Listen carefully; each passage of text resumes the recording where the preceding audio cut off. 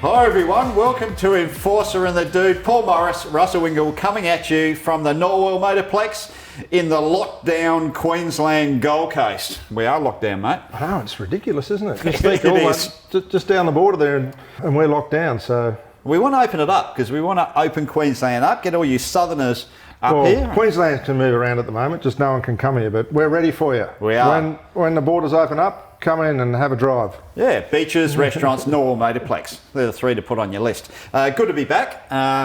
Really good to be back, actually. And we scratched around and we found a couple of dollars behind the couch. And managed to put the crew together. Yeah. So we're coming back at you, and man, we got a packed show. We've got Peter Adderton, Boost Mobile on. Boost Mobile's Peter Adderton. Skyping in from, or zooming in from LA. He's managed to dodge all the rights over there and he's coming at you, and I'm sure he's going to have plenty to say. But we got our old mate.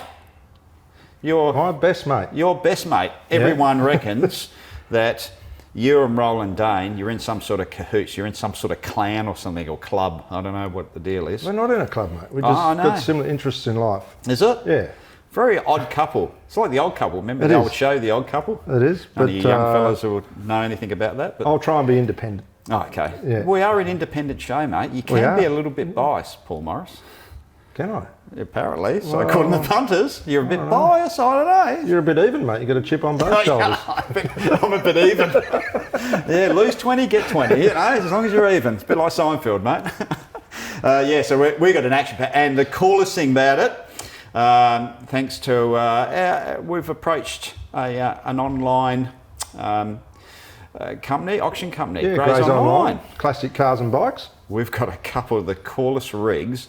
I mean, man, this is, I can't wait to jump in these things. We're going to be test driving some real classic historic race cars. We are. So people wanted us to get back on track, and we thought, what are we going to do?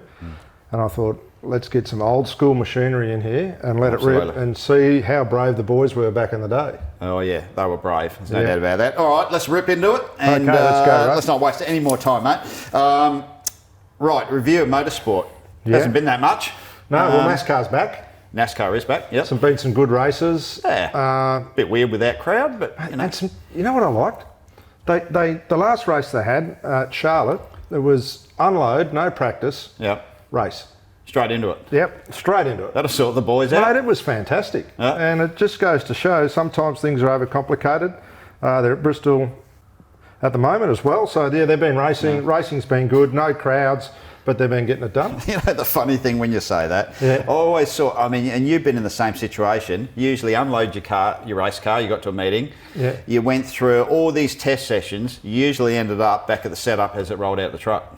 Yeah, mate, just think of the amount of money that gets wasted in practice and testing, and the people on the hill don't care. If you just unload it out of the truck and let rip, the people on the hill don't care. They just want to see a car race. And there'd be a lot of mechanics and engineers out there who know exactly what I'm saying, because they get frustrated because they go I'm pretty sure that's the shocks and springs we rolled it out the truck with. What a waste of time those 4 practice sessions were. But you're right. So NASCAR's back on track. Supercars have got a revised calendar. Yeah, done a good job. I reckon running. What else could they do? Well, running over the summer, so starting in June 27, 28, Sydney Motorsport Park. Well, it's hard too, because unlike the United States or Europe here, we've got these different states. So we've got the federal government saying one thing, then you've got political powers in different states doing different things. Yeah. So, you know, the supercars have got its challenges, and they've got to deal with each individual authority. So they've done a great job to get what they've got and getting going again. Yeah, doubling up at each month, you know, 2 a month basically. So August, there's 2 rounds, Hidden Valley, Reed Park Street Circuit. Yep. And then they've got the Ben Motorsport Park in September. Bathurst is the same date, October 8, 11. I don't think you can move that. It's tradition. Hopefully by then, the joint's cleaned up a bit. No one's spreading the germs around, and we can get a crowd in the joint. Symmons Plains in late November. That's a pretty good deal. At least the weather's going to be pretty good there. Fantastic time to be racing. It's actually a smart time to be racing.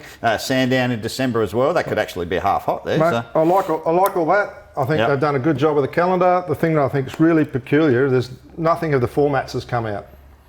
Yes. Nothing in the format. So if they don't take this opportunity to rejig, have a think about what they're going to serve up the public, a la what NASCAR done with no practice, and you've seen some different things there. Yep.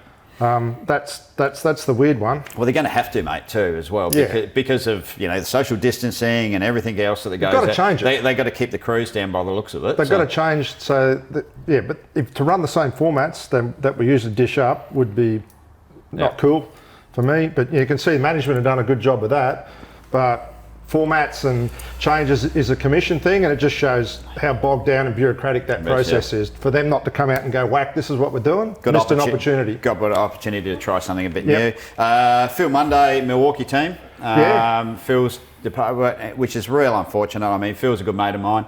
Been in motorsport for many years, right back in the Brock era. Him and Peter Brock were actually good mates. A lot of people don't know that. Took Brock to Goodwood in the FX Holden, and they did some. Well, he had that FX Holden at his house. Did he? At his house. I actually sat in the thing, in Melbourne. He's had a lot of old historic. He's still got a lot of Brock's races. So he's not gone from the sport, but no. But I mean, at the end of the day, because of what's happened recently, and every company's in a bit of stress, and no matter how small or large they are, there's a lot of stress going on in there, and Milwaukee couldn't continue. Hence, obviously Phil had put in a lot of his own money as well, and he's got other business interests as well. So, he has to think of other people and other employees as well. At the end of the day, you got to look at the big picture. Yeah, he's obviously, he's got to come first, and that's what everyone's got to do in times like this. But I think it makes it easy for him to make a decision. He doesn't have the infrastructure of the team and the trucks, and that's true. I think they own the car. But owns the car. So owns the car and franchise. Yeah. So force majeure, Milwaukee pulled the pin. He's pulled the pin on Tickford. Pete stepped in, which is cool. We've got Pete on. And we're going to talk all about that when we speak to Pete. Like I said, live from LA. Now, unfortunately, with the mill, it means Will Davison out of a drive, so it looks like he's going back into co-driver land. Big public out. It was. He had a bit of support. He did. It was good to see. Well, he was going pretty good towards the end. I mean, let's face it. Towards the end of 19. He was a top 5 car, top 5 driver. And he was a good addition to that team. I think he filled a void there as a team leader and a positive guy. And I think you'll see him back somewhere. It's just a shame that's where the sport is. You got drivers like that, class drivers that should still be in there full time. Nature of the sport at the moment. That's one thing they had to rectify. He'll be back. Guy's a fighter. F1. Cancellation of Zandvoort has been the latest, unfortunately, that they spent hundreds of millions on a new track upgrade there. And unfortunately, you won't see an F1 car in 2020. Real shame, because the circuit looks outstanding. I mean, big NASCAR oval, bowl type corners in it. F1 in general, where's the money going to come to run these teams? Is it going to come from the manufacturers? I don't think it will. The best thing they can do is go and buy a heap of Indy cars and get the manufacturers to build engines, and they just need to simplify it. The funny thing, I've got a bit of a graph up there, dude. Check this out. Like, there's a graph up there, just with budgets, right? Now that just gives you a bit of an idea on, you got Williams down the far end. They get so this is basically your franchise money, your money that comes back through the association, or whatever. Through the television rights and everything else. That's the payouts, right? Now, Ferrari actually get the most money. Yeah, they got a secret deal. Yeah, well, it's a deal where, believe it or not, when I started looking into it, it's quite amazing. That Ferrari get the most money, not because of results. Remember, I don't think they've won a championship since 2007, no. I think somewhere back then. They get it because they've been in the sport the longest. Yeah. So they're an anchor tenant of the sport. If they were going to leave, but it's like, you get extra money because you hung around the longest. Yeah. Well, it used to be like that in supercars. Did it? Yeah, you had the level 1 teams and the level 2 teams. But I don't get it. Yeah, but where do they think, with that sort of thing? Like, we're talking a fair bit. I've got some numbers here, like Ferrari, say in 2019, they got $205 million, right? Yeah. That's what they got back. Whereas someone like Williams, who at the moment, and we're just about to get onto that, is now up for sale, got $60 million. well, they need to. So this would be in euros, you know. So if they don't sort that stuff out now, but I mean, you know, where's the equality out of that? Like the three most successful teams get the most money. The other teams are never going to catch up. How can you catch up? Because they're behind in technology. They can't afford the, you know, to. Yeah, good drivers don't want to drive for them. No, they sound familiar? Yeah, funny about that. Yeah. Well, they get slim pickings and everything. Like I didn't realise. Until I dug it in, I didn't realise. And they've gone. Oh, okay. Now we have to bring in cost capping into it, which I think the first one's going to be for next year 140 in 2021. 145 million is going to. How are they going to cap that? Because supercars, we talked about that years ago. But how do you control it? How do you control your price cap? Well, it's obviously forensic accounting. But when you've got a road car business and a race business and all those things combined, the top teams will still find some way around it. But it really surprised me the amount of difference. You know, Toro Rosso 52 million. They actually got paid the less in 19, but that's a massive difference. You know, that's. Yeah. You know, that's you know, when one team's getting paid 56 million and another one's getting paid 206, 150 million difference. Like, how are you going to compete with that before you even have to go out and find sponsorship and all the rest of it? Yeah, you know, the big teams are going to keep winning. The deal's been there for a long time, and they suppose that they think they're just an anchor tenant. It'd be like having a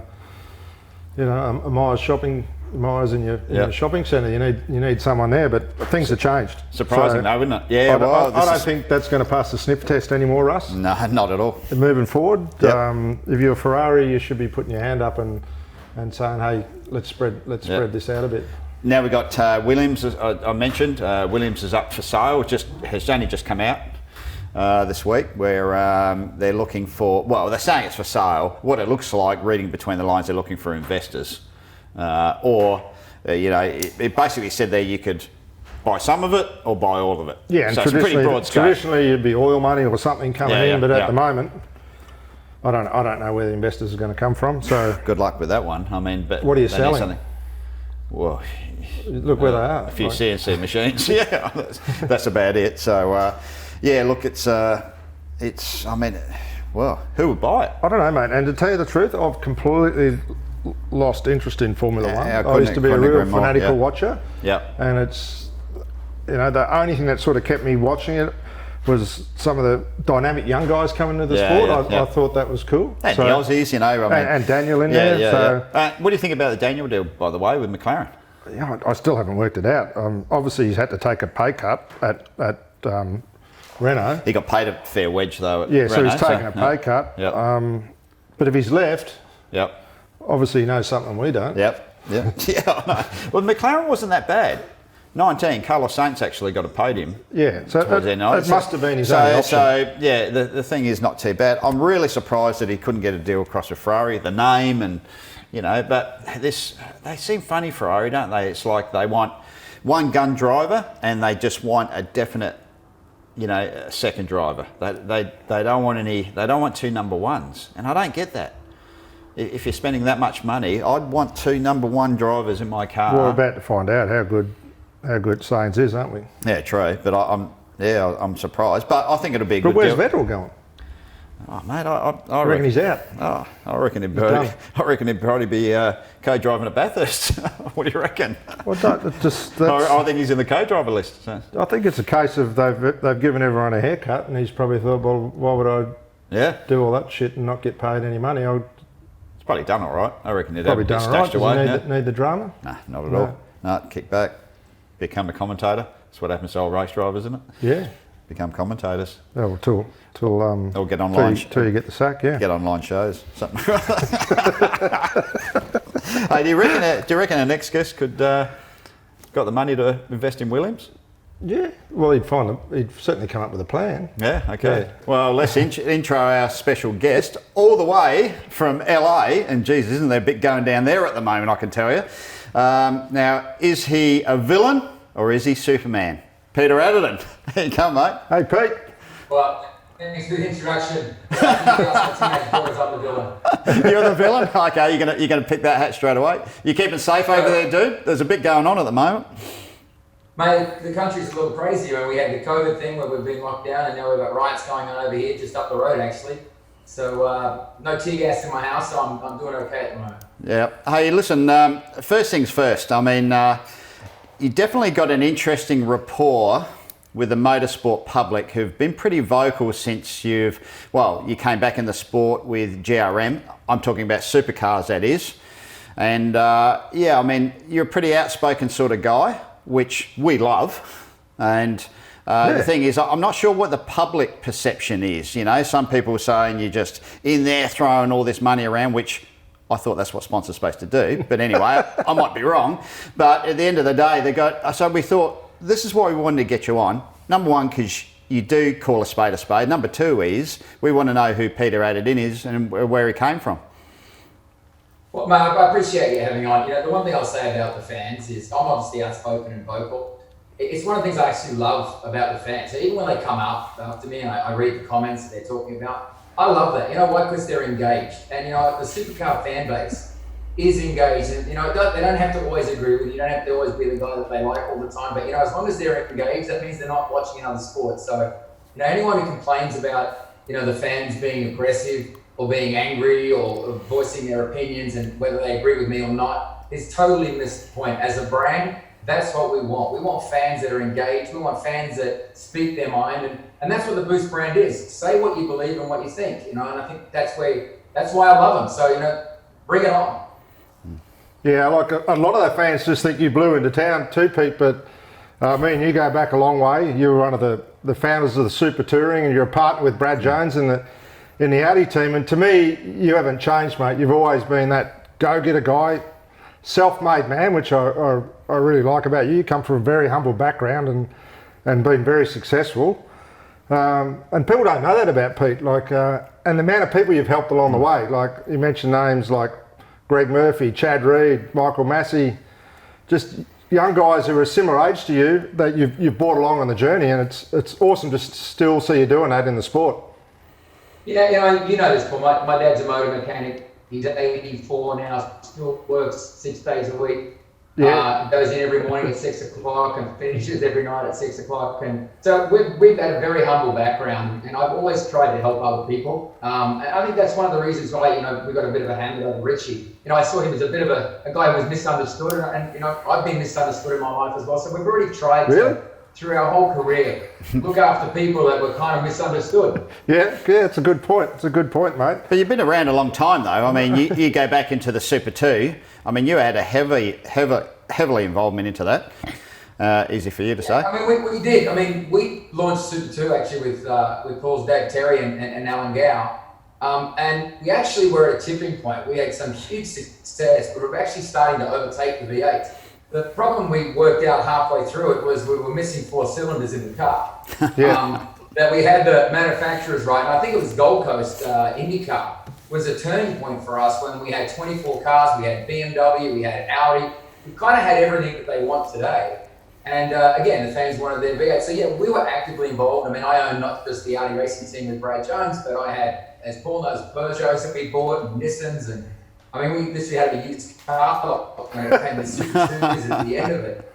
But we also gave young guys a start. And, you know, we also owned the series and we invested a lot of money in the series ourselves. So, you know, this dates right back. I found Greg Murphy. He was running around in Eastern Creek at the time in a Formula Holden. He'd run out of money. He was done. He was on his way back to New Zealand. And I watched him race and he was impressed. I mean, he won the race. And everyone came to me and they said, Peter, the guy needs the money, he needs a hand. So I walked into the garage. I'd never met Greg before. And I said, hey, Greg, I'm going to give you the money to finish the season. And by the way, starting the Super Touring team with Audi, I want you to come and race the car. And I don't think Greg thought I was full of shit, to be honest with you. It's like, but, you know, Greg had no options, so he went along with it. Yeah, they were good times. And when I think about you now in supercars and the chance for you to become a proper team owner and buy a franchise, the skill sets that you have is what supercars need as a team owner, and particularly your background in marketing, television rights, television production, like the production and the way that Super Touring show was put together was all out of your creative mind. And I think the skill sets you have is what team ownership needs right now in supercars, is entrepreneurial guys, people that aren't scared to waste a crisis like we're having now and rejig and make things for the future, because if they're not going to adapt, they're just going to die, and it's going to be last one out, turn off the lights. And you're right, Paul. And the way that we looked at Super Touring, as you know, is we not only got the sponsors for Super Touring, did the negotiations with Channel 7, actually took over the Bathurst 1000 through that controversial period where we had a lot of guys, Brock and everybody else, come out and race that. But we also found sponsors for teams. Yeah. So, privateers. So not only was the category that we were running, we weren't trying to make money out of it, we were trying to grow the sport. We were not only finding sponsors for the series and the promoters and the circuits, but also trying to find it for the teams themselves. And I think that's where we were all in. And I think you know that at the time, we were all in and we had our own money in. And as you said, Russ, we've been in this thing for 25, 30 years, and I haven't used other people's money. I've used my own. Yeah, good point. It's an interesting point that Paul and yourself brought up, is with, it's just not supercars. We shouldn't just smash them up with a baseball bat. It's motorsport and sports generally around the world, but especially in Australia with, supercars are the top bill. You're back in the game again now, taking over, which was Phil Munday, the Milwaukee sponsored car with Tickford, which was, in my opinion, was a bloody good move, because it's a good car, good team. Talking to Phil, the frustration that he had on that subject is he's a successful businessman, built up one of the most successful crash repair businesses in Australia, had hundreds, if not thousands of employees. That's someone that could have had a lot of positive input to the business of the sport in supercars. And I think he got frustrated towards the end that, he wasn't being listened to and not taken seriously. And I think, which goes to your point and Paul's, that you've got to have people like yourself that are out there, they're in the marketplace, run successful businesses that can have input into the sport.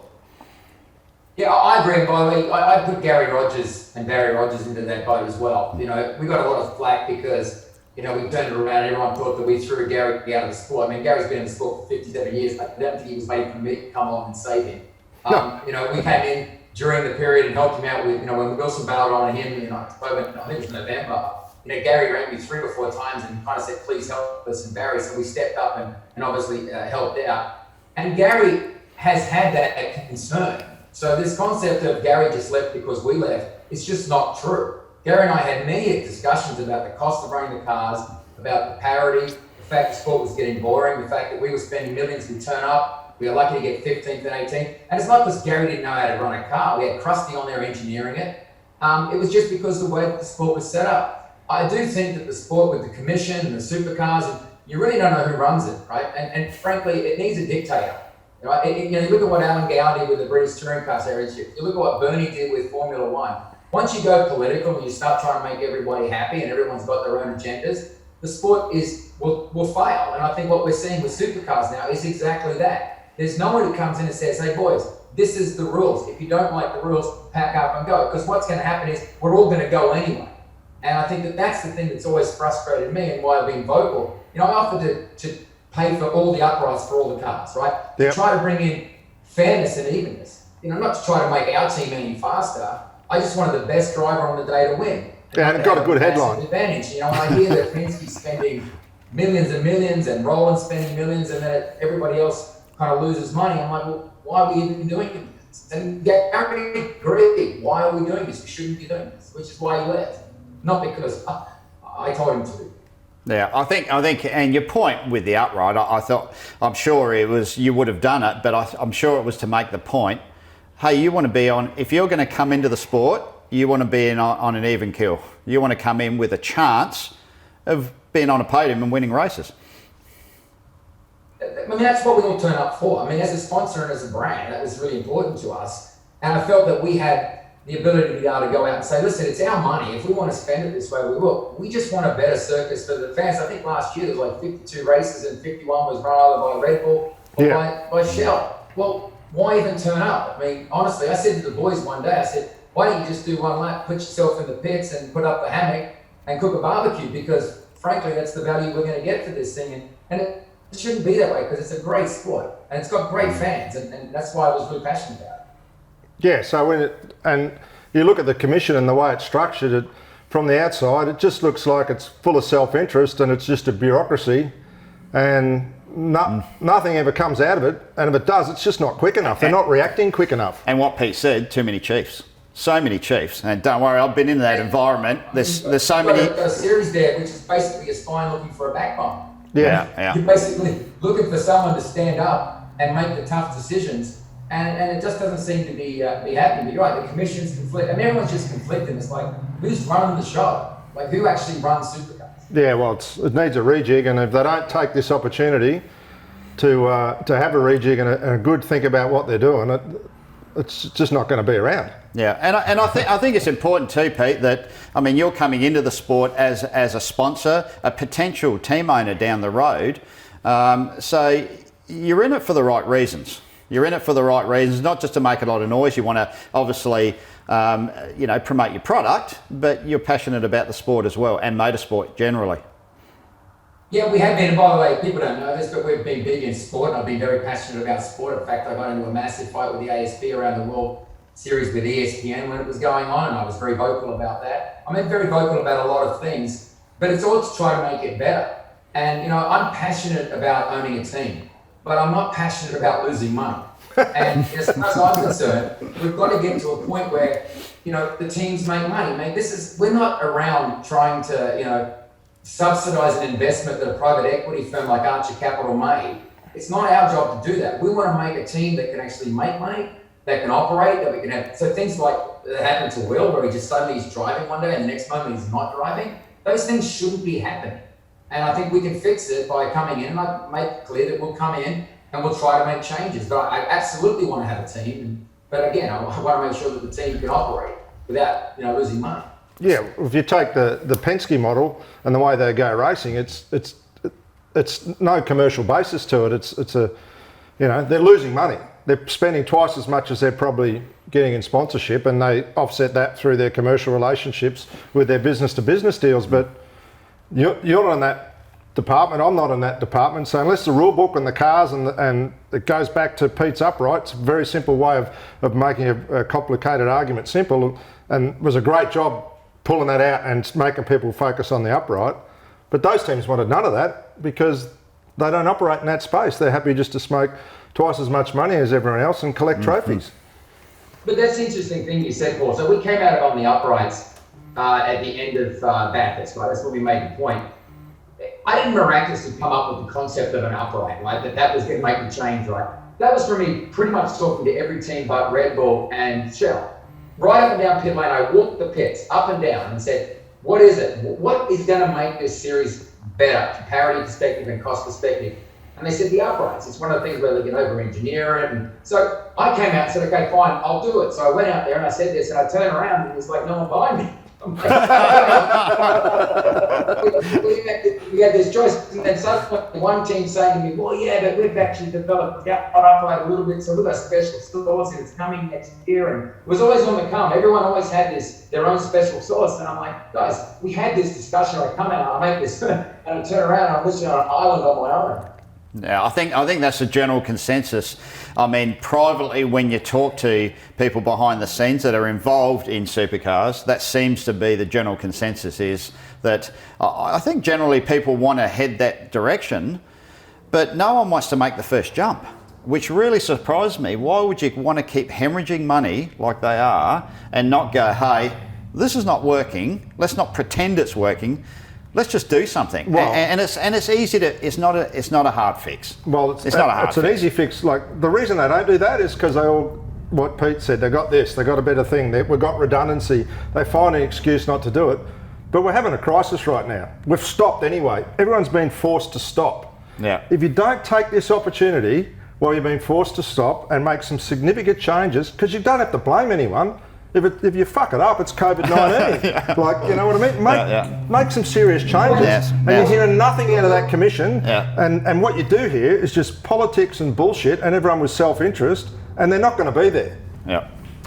Well, you've got companies over here in America that make $50 to $60 billion a year. You've got large organizations that are making radical changes. And these companies actually make money. Yes. Right? And they're making tremendous amounts of money. And they're looking at COVID and going, it's never going to be the same again, right? Retail's never going to be the same again. There's a bunch of things that are changing, And I'm sitting back going, and why isn't Supercars, which is a very small minnow in the scheme of things, why aren't they making changes when you've got large organisations who are sitting back going, we have to change, right? And again, these are companies that are making billions of dollars a year who are making these changes. It's hilarious, mate, looking from the outside, because the only people that haven't changed are government departments and governments who have got everyone working for home. So, you know, they're protected, but Supercars is acting like a government department. Like, no one's been laid off. Yeah. You can't have, you cannot survive with the overheads they got in the future. The money's just not going to be there. Yeah. It's mind-boggling. You know, as a CEO of a large organisation, you know, Bruce is people don't realise this, but Bruce is actually a multi-billion-dollar business, right? Yeah. As a CEO I told of you a you could large buy Formula organisation, if I saw where Supercars was and where it was going as a business, and the guy that was running that for me wasn't making the massive, dramatic, radical changes right now, I can tell you that guy would be doing something else. You've got to make them now. I mean, people are making changes, and the fact that Supercars kind of thinks this is all just going to go away and we're all going to come out in October and everything's going to be great because it's Bathurst, it's just crazy. Tell me, I want to ask you something, because we got Roland Dane on later on in the show, and I'm going to ask him the same question. Do the franchise owners need to own back the sport? Because in my opinion, selling the sport out, well, 75% of it, I believe, was some of the issues, because once you lose control, and especially you lose the money, you're losing 75% of the income straight away. Fair enough, because someone else has bought it, so obviously they want an earn out of it. The franchise owners have got to own back the sport to make change. Well, I think that, Russ, that's one part of it. I think the ownership's one part of it, but I look at a corporation and any company, it's not so much the ownership, it's how it's run. And I think at the end of the day, how you run this sport, how you've got someone who's actually got the ability to make decisions and everyone has to go with it, whether they like it or not. I think that's the critical part. So the governance of that organisation is probably as key as the ownership, I think, in my opinion. Yeah, well, you can't run it by committee anymore. It's just No. You can't run anything by committee. But the problem you got, the teams agreement and the rules are in place, so you know everyone has to agree that you need to make it change, and I think that's what's happening at the moment. For sure. Okay, well let's get into where you are now. So okay, we've gone through that, and it's very, very interesting chat, and I think we're all on the same page. You're back in the game. I mean, it's a great deal because it's a top 5 car straight out. That was proven by Will towards the end of 19, and even the beginning of this year for when you look at Adelaide, and only got to qualifying at the Grand Prix. Very competitive situation, and you got James behind the wheel. This is going to be a really good shot in stepping on that podium, more likely than not. Yeah, look, we were obviously looking into a bunch of things for James, and this came along, and you know, when I heard it and saw it, I was like, okay, we're all over that. That's going to make a lot of sense for us. I felt for Phil, by the way. I mean, I know what it's like when you've got a business that you know that employs people and then suddenly it's gone. I also felt for Will, and a lot of people don't know this. I actually rang Will 2 days after we made our announcement. I've never met Will in my entire life, so I rang Will. Actually, got his phone and I rang him up, and basically told him if he wanted that enduro drive seat, that was his. That if he just told me he wanted it, he could have it. I wasn't going to entertain anybody else but him. And I think he really appreciated it. And I also said to him, mate, if you find somewhere else that you want to go and you want Boost to help, I'll do whatever I can to make sure that you get in a car. And I wanted to do that because, you know, sitting back, I felt for him, and I felt for, obviously we'd saved the team. So we knew that the 14 people that were working on Will's car were going to have a job. So I felt good about that. I did feel bad about Will. So I wanted to do something there. And that's why we stepped up and put it together. Yeah, I think James is a great guy. I've known James for so long. I think his head is very different. He's in a very different space now. I mean, he's a guy that literally was looking at the end of his career. And, you know, when you get a second chance like he's got, I don't think he's going to blow it, man. I think the fans and everybody else are going to love it, because I don't think James is going to blow this chance. He's got one chance, and I'm looking forward to it. It'll be fun. Well, it is, dude. I mean, at the end of the day, the pressure's on, because it is proven to be a top 5 car with Will. James has got to perform. He's got to go out there. Yeah. Because there's no excuse. It is a podium contender. Mate, I think he'll get the job done, and I'll just go back to Bathurst last year where, you know, he'd hit the wall, the wheels were half falling off the car, and he just pressed on regardless. Yeah. So, that's what you want to see. But he's in a different mind space. Like, he's divorced now and got that drama out of his life. It looks like he's ready to rip. And at his age, he can still go and get trophies, as you know, Russ. You can still get trophies when you get old. Well, you need people, Pete, don't you? You need people like James Courtney in the sport. I mean, it is a tragedy that there's people like Garth Tander, for instance, who is as arrogant as I think he can be sometimes. He's a bloody good driver, and you got guys like that are co-drivers now. They should still be in the series, you know, because you still need name. You need name brands in the sport. Well, you need names to make names. Yes, exactly. Right? And touch on Garth, because that's one of the other things that I get hammered about, that I supposedly threw him out of his car. Yeah, good. The guy who was as surprised, actually even more surprised that Garth lost his ride was me. When we went to Gary, we said, listen, we want to give, Richie a chance in his car. I thought he had a bad experience in the year prior. And they made the decision to take Garth out of the car. Like, I was surprised. I actually thought it was going to be Garth and Richie, and I get a phone call going, oh, no, it's Jimmy and Richie. And I was like, oh, okay, no problem. And then suddenly all the media, all the fans are like, oh, Adderton threw Garth out of the car. Anyone who knows Gary Rogers, you don't tell Gary what to do. I mean, I've known Gary for 30 years. You just don't tell him what to do. I mean, he'll hang up on you, or as he did to Richie. Richie's supposed to be my golden child, the anointed one. He's walking home from Supercars at the Surfers Paradise race with his handbag, and I'm sitting there going, where's Richie? Where's my driver? I didn't even know. The first time I found out was when he was walking up the circuit. I really want to get your opinion on this, because there's no better person qualified for this.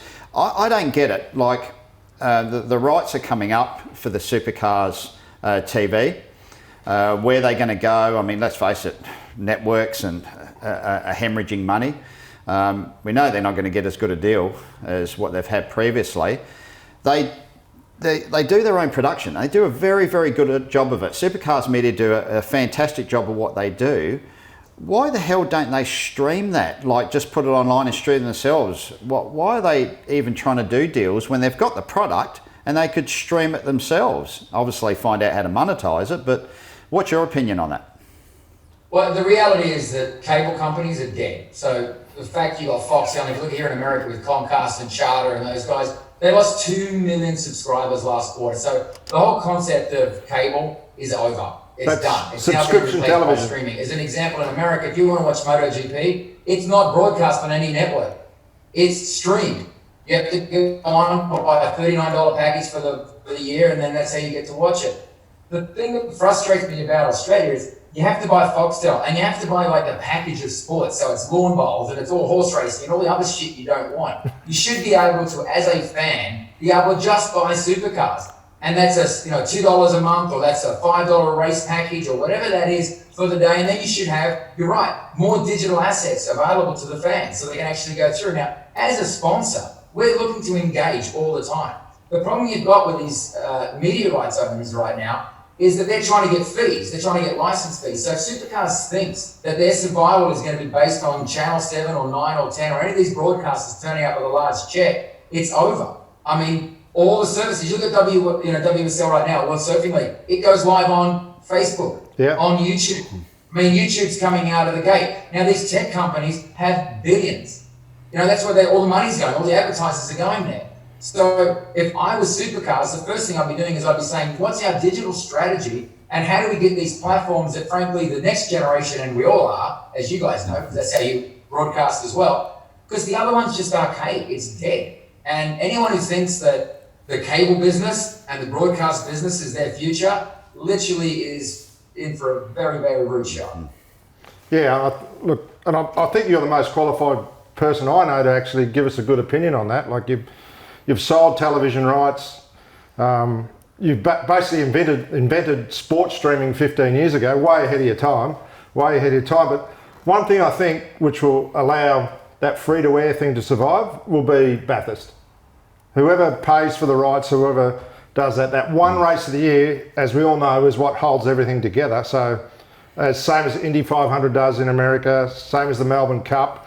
But are the networks still going to pay that big money just for that one race? Not a chance, Paul. And not because they want to, it's because they can't. They just simply do not have the cash to do it.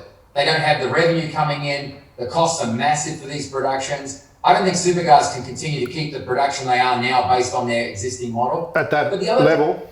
There's no engagement with the fans after the race, right? So I sit back and go, all those digital assets, I mean, they think by posting something on Instagram or Twitter is an engagement. It's not an engagement. What they've got to be able to do is have content that's engaged. I would let the drivers, as an example, and the teams broadcast as much as they want out of their pits. We tried to do once something in supercars. I don't know who breaks the rights. What are you talking about? Stuff's going on in our pits, and you're not going to send 4 pit reporters down. So let the people that are interested log on and stream. I mean, it's just mind-boggling to me that they look at a very one-dimensional 1985, Mike Raymond, this is how it works, program, and yet the world's moved on, and supercars doesn't move on because, you know what? They basically need that revenue, and it's not coming. I think it's going to create a real vacuum for it. Well, when you look at even Formula E, for instance, I mean, it's declined a bit now, or not Formula E, E-Series that they've been running in between, which was a good initiative, but it's slowly been declining a bit as NRL's just started up again. But saying that, initially their numbers, they were getting better online numbers than they were on Fox or free-to-air. They were getting more viewers on basically a game. Russ, I sit in my house with a bunch of teenagers and a bunch of other kids. Remember the old days when you used to fight for the remote? Yep. My fucking remote sits on the table. I haven't changed the batteries in 4 years. No one touches it. But you go out there and you walk through your house, mate, all you see is this glow of the screen on all the kids, all watching something different, something separate. And that's the way that we consume our content now. And then you've got these guys going, I need to get into Fox, I need some fucking guy to roll a truck out with a cable. That's the only way to get the sport. Those days are over. I mean, with 5G coming, where it's all going to be wireless, I mean, if Supercars doesn't get their act together and embrace the technology, their fans will just leave. Mm-hmm. Well, you get your next generation of fans too. They want to appeal to a younger audience. That's the way to do it, isn't it? It's mind-boggling to me, and I'll be extremely disappointed if it's some bundled plan on cable that is the saviour for supercars. Because all they're going to do is maybe take a short-term gain in some funding, but long-term the sport will die. Mm-hmm. Which is what happened when they went to Fox. Exactly right. Got the short-term gain and pissed off 70% of the people that watch the sport. And well, back then cable had some relevance. Now it has zero. Yeah. Mate, it's been really interesting talking with you. It's been an eye-opener, and I'm sure all of the people that are going to be watching this show have got a different perspective of where you're at. It's going to be interesting to hear the feedback, and I'm sure we'll get plenty. But I'll tell you what, it's you're a welcome addition to the sport. I'm going to be certainly a lot interested in watching supercars and knowing how you're going and what your opinions are, because that's what it's about. It's about having an opinion, and the more the merrier. So congratulations. Welcome back. It's going to be an interesting ride for you, mate. Yeah. Well, just one favour, Russ. Just one favour. When you see Roland, the guy owes me $1,000. I'll let you have it. He bet me that there'd be a V6. Craig Lowndes would be racing in 2019, a V6 around Bathurst. I bet him would never see the light of day. He owes me $1,000. It's yours. Get it off him. Oh, Jesus, you're on, dude. When it comes to money and me getting $1, I'll get it out of him. Don't worry about that. He owes me $1,000. He knows it. And if he's a man of his word, which he probably isn't, but if he is, tell him to give me my money. I'll rip the wheels off his car in the car park before he leaves. Don't worry about that. All right. Stay safe over there, Pete. Thanks, dude. See you, mate. See you, buddy. Jeez, that was a good chat, mate. He's always the same, Pete. He grabs a headline, but if you can get past the bullshit and the impact, there's a lot of common sense there. Oh, absolutely. There's I mean, what you said, you're right. He likes the headline, but that's what he's about. Yeah. He's in media. He's about getting the headlines. And mate, I reckon I'd be very surprised if people don't change their perception of him. I mean, we've had people like Ryan Walkinshaw on the show. Yeah. And once people get to know the background of these guys, don't be too quick to judge and throw stones. These guys didn't get to where they have by being idiots. No. They got half a clue. He has got half a clue and always entertaining. It's good to have him on. Now, dude, this is the part of the show I've been really looking forward to. You've been excited ever since I called you and said this is going down. You said you had something big organised. Yep. And, mate, this is big. Now, Gray's online. you actually contacted them. Yeah, well, sort of been ramping up the classic car and bike sales, and I got a couple of mates that work there, and I said, you reckon you could sling us down a couple of cool cars? And we want to do some track activity, and said, no, I've got a couple of crackers for you. So stand by. We're gonna wheel some classic Aussie muscle. Yeah, I've spotted them, and they truly are. They're legendary cars from Australian motorsport, and you wouldn't get any two most iconic cars, and we're going to drive these things. So let's get out, and mate, anything could happen, but I'm going to love this, dude. I'm going to love it. Let's do it. Let's rip it.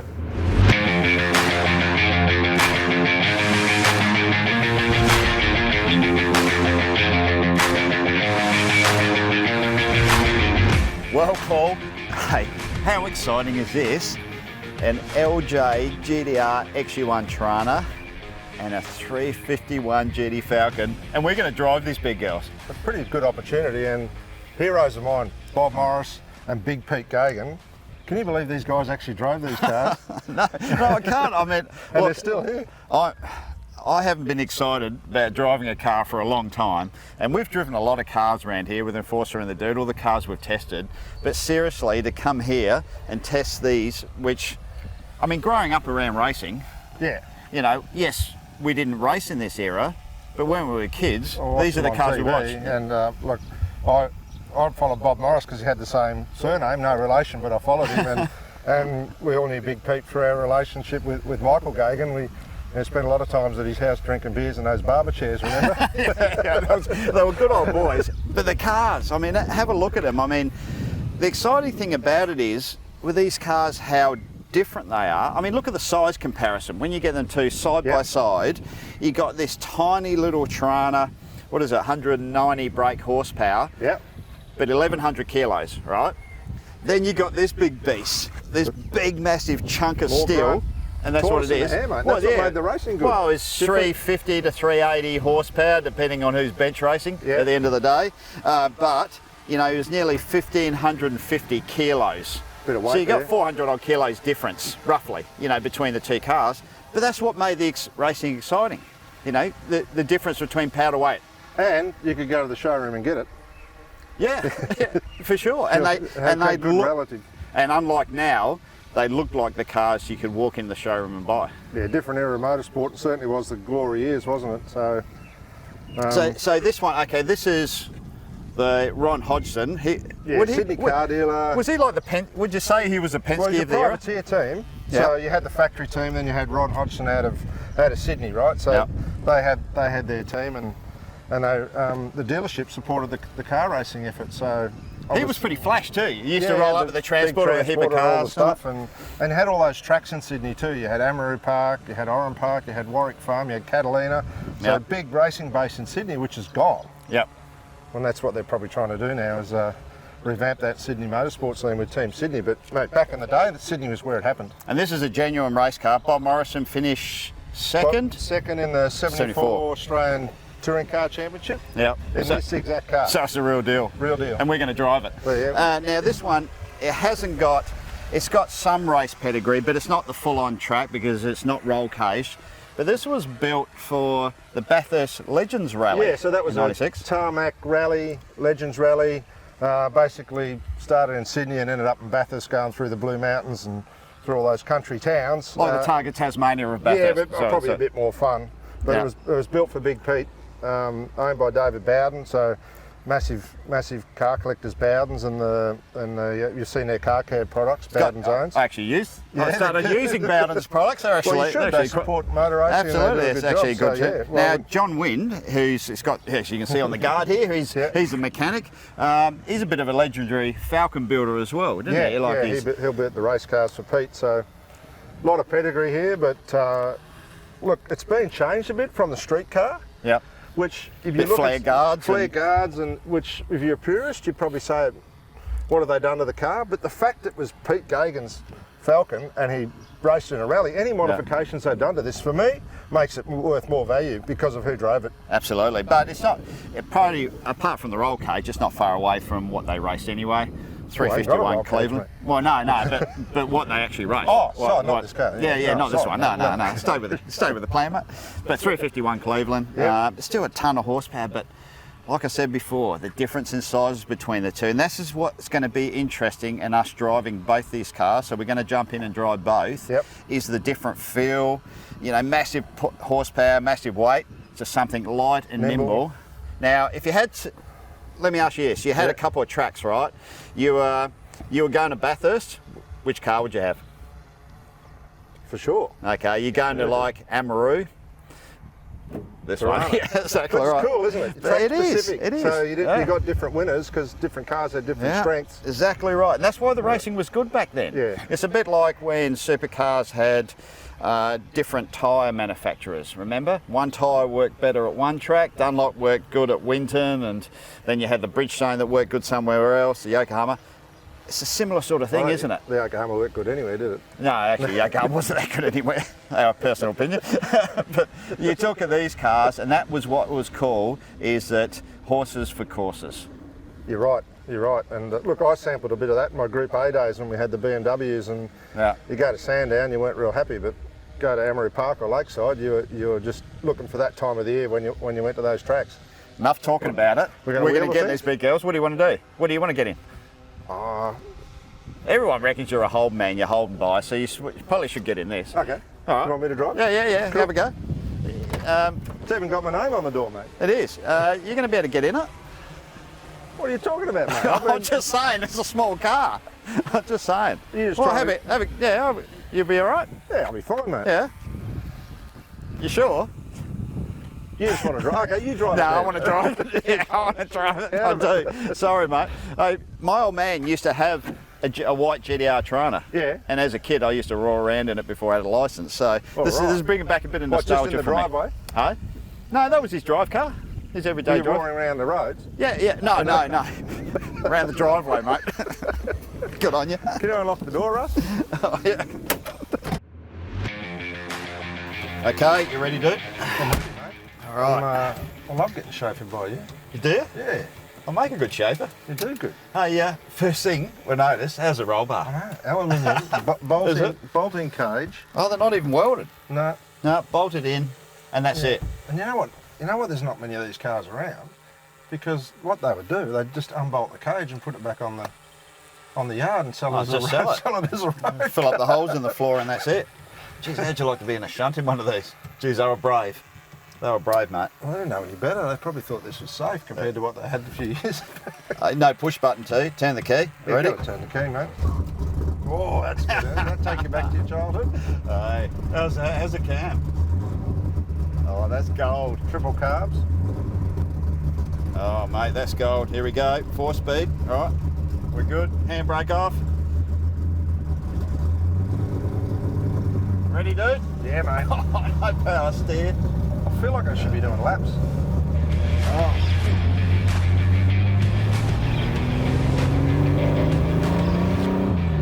How's that smooth the run, though? Pretty good, eh? Oh, no, it's just... Oh. A little bit of a misfire there. Yeah, so clean the plugs out. Oh, that's the steering. Steering is heavy.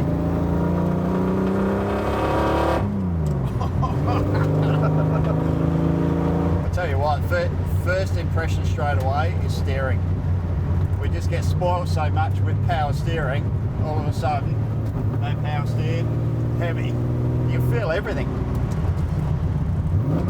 Oh, nice heel toe there, Russ. Oh, heel toe. How heavy is the steering? This thing. Woohoo! How far out? Actually, the grip's really good.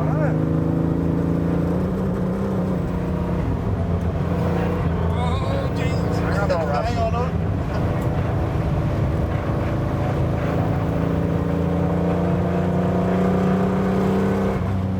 How are the brakes? Bit sketchy, dude. I know, never touched them. I'm pushing on them, I don't think they're working.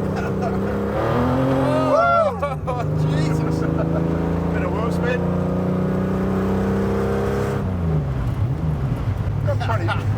Pretty grippy, eh? It's actually good. Tyres wouldn't have been as today, but it's just a bit... How good's that little blip on the down change? Whoa, bit of wheel spin. Yeah, get on the curb, mate. Get on the curb. I love it. Oh, mate, so good.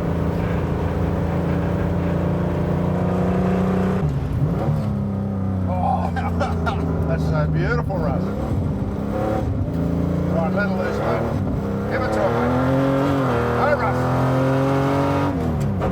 Oh. I'll tell you what, you know what, you can really appreciate now after driving one of these. I mean, imagine doing Bathurst Well, in you one had of to be these fast, things. but still be obviously a fair bit of mechanical sympathy. That's right, it wasn't just all about going fast, was it?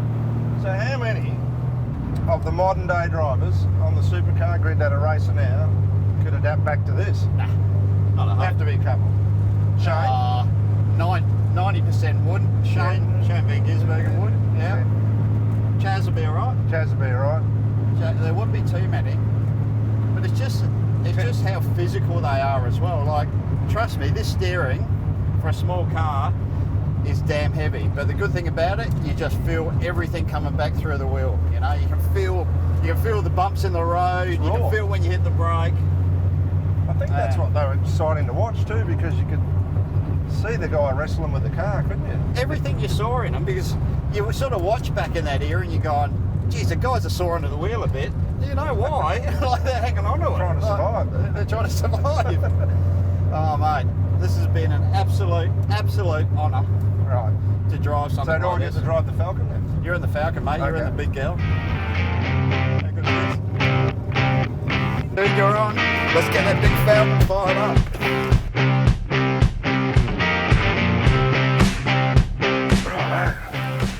Let's have a look at this. You got a harness? I've just got a sash, mate. So that's all I got. That's all I had. Hey, look, Big Pete definitely did drive it. It was a big belt. They obviously didn't worry too much about the Navigator, mate, because the Navigator only gets a lap sash. Yeah, I don't know. That's all. So it was like, protect the driver. Navigators, we can deal with them. Let's see if we can fire her up. Here we go.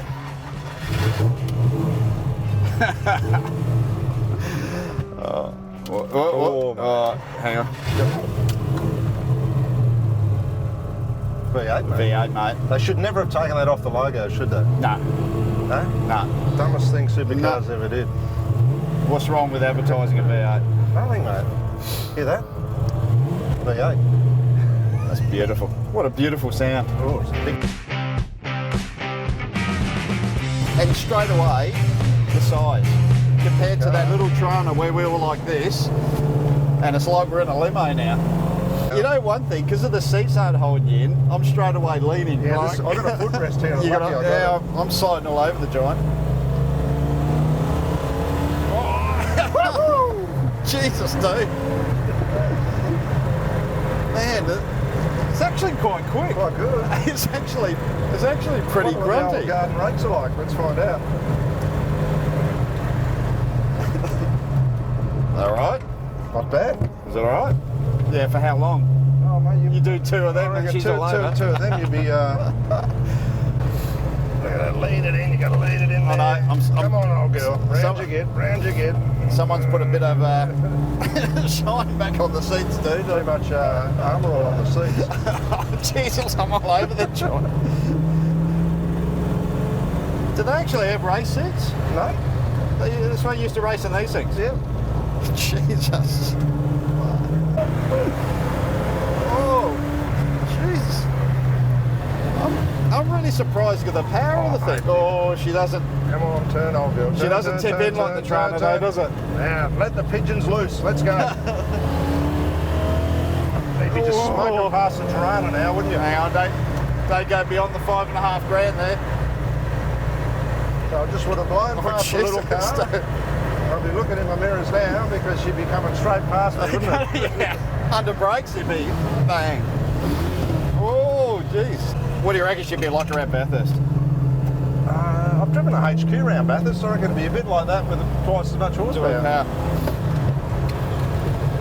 But you can see why they won Bathurst, can't you? Because the power difference. Just the power, the torque. Yeah. The Toronto third gear here. The tranny just had to keep revving all the time. Yeah, there was no power till you revved it. This 2,000 revs got down to then and still pulled. And it's pulling, yeah. Chug away all day. So you'd have to drive it completely different than the Trana. Trana, you'd have to keep up in the revs and revving the thing. That was 80 mile an hour there. You hardly have to change gear. You can actually drive the whole circuit. But that's third. That's third. Yeah. 2,000. Yep, pulled it in You third. could just pull, yeah. Whereas in Trana, you just had to keep changing gears. Change it 4. It's quite stable through this high-speed corner, isn't it? So it would have been nice across the top. It's nice, isn't it? Like it's amazing. It's amazing the era of this car and what it's done, and it's still such a nice thing to drive. Like, how the hell in a race did they make the brakes live? Didn't use them. Just use the gearbox, slow down. Oh, let's do a lap without using the brakes. See how good we go. All right. Oh, you feel that weight though, the extra 400 kilos compared to the Trana. You can really feel it, can't you? No brakes. No brakes? No brakes? Oh, yeah? No, well, tipped it in. I don't think you do that in the end of Conrod. They probably need something to slow it down a bit. I reckon. How the best thing? Huh? Made in Australia, mate. Australian made. Australian made. I'm going to try a start. Oh, you reckon? Oh, don't break anything, dude. The guys at Grays won't. Oh, you don't? Won't be happy if we break anything. We'll just see what it was like back in the day. All right. Because the guy waved the flag and everything. Yeah. Wasn't rolling start? No.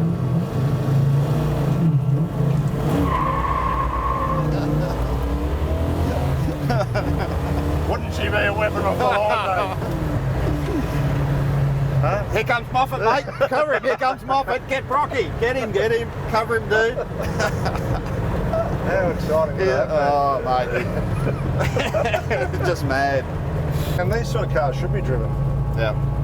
Couldn't agree more. People always say, you know, they've got good cars and they don't drive them, they keep them in the shed, but I reckon it's like being married to Miss World and not having sex with her.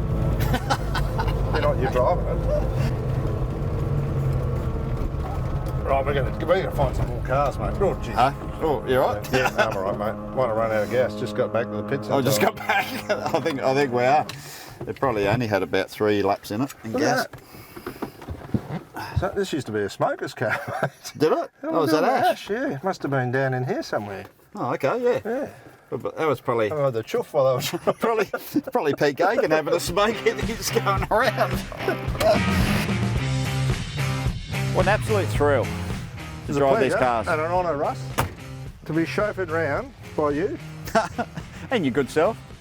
But especially with these great cars. No, I mean, who gets to do this? Like, seriously, a couple of legendary cars, of an era where the drivers were men. Like, they were tough. Well, you weren't getting on the radio complaining that you'd just been bumped off or cut off by someone, were you? You just got on with it. Just dealt with it yourself, and that's what I loved about this sort of era of motor racing. Yeah. The drivers dealt with their own problems and probably worked on their own cars as well. The dudes were warriors, mate. Yeah, they were. Absolutely. And maybe going forward, supercars should be looking backwards to go forward. Well, back to the future, mate. That's it, exactly right. Back to the future. Cool.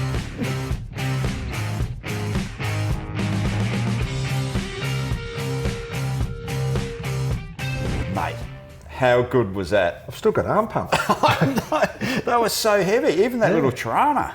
Like, the wheel was flexing. It had that little band for a steering wheel. It was hanging onto it.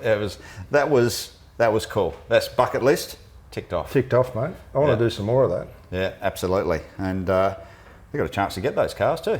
Yeah, so that was good. Our friends at Grays Online. So classic car and bikes. If you've got something cool lying in the shed, or you want to turn it into some dough, or get it sold, give those guys a call. Or if you've got something real good, send us a message on Russ's Facebook. We might even feature it on the show. Yeah, if it's really good, we'll feature it on our show, and before it goes online, and happy days. Yeah. So thanks to those guys. Yeah, absolutely. Helping us out with that. Speaking of old relics that should be sold online, our next guest, Roland Dane. God, that's good of you. Thanks, Russell. Yeah, welcome back. Welcome back, Roland. Thank you. We want to make sure we're not biased here, so... Yeah, well, you certainly kicked me in the balls there.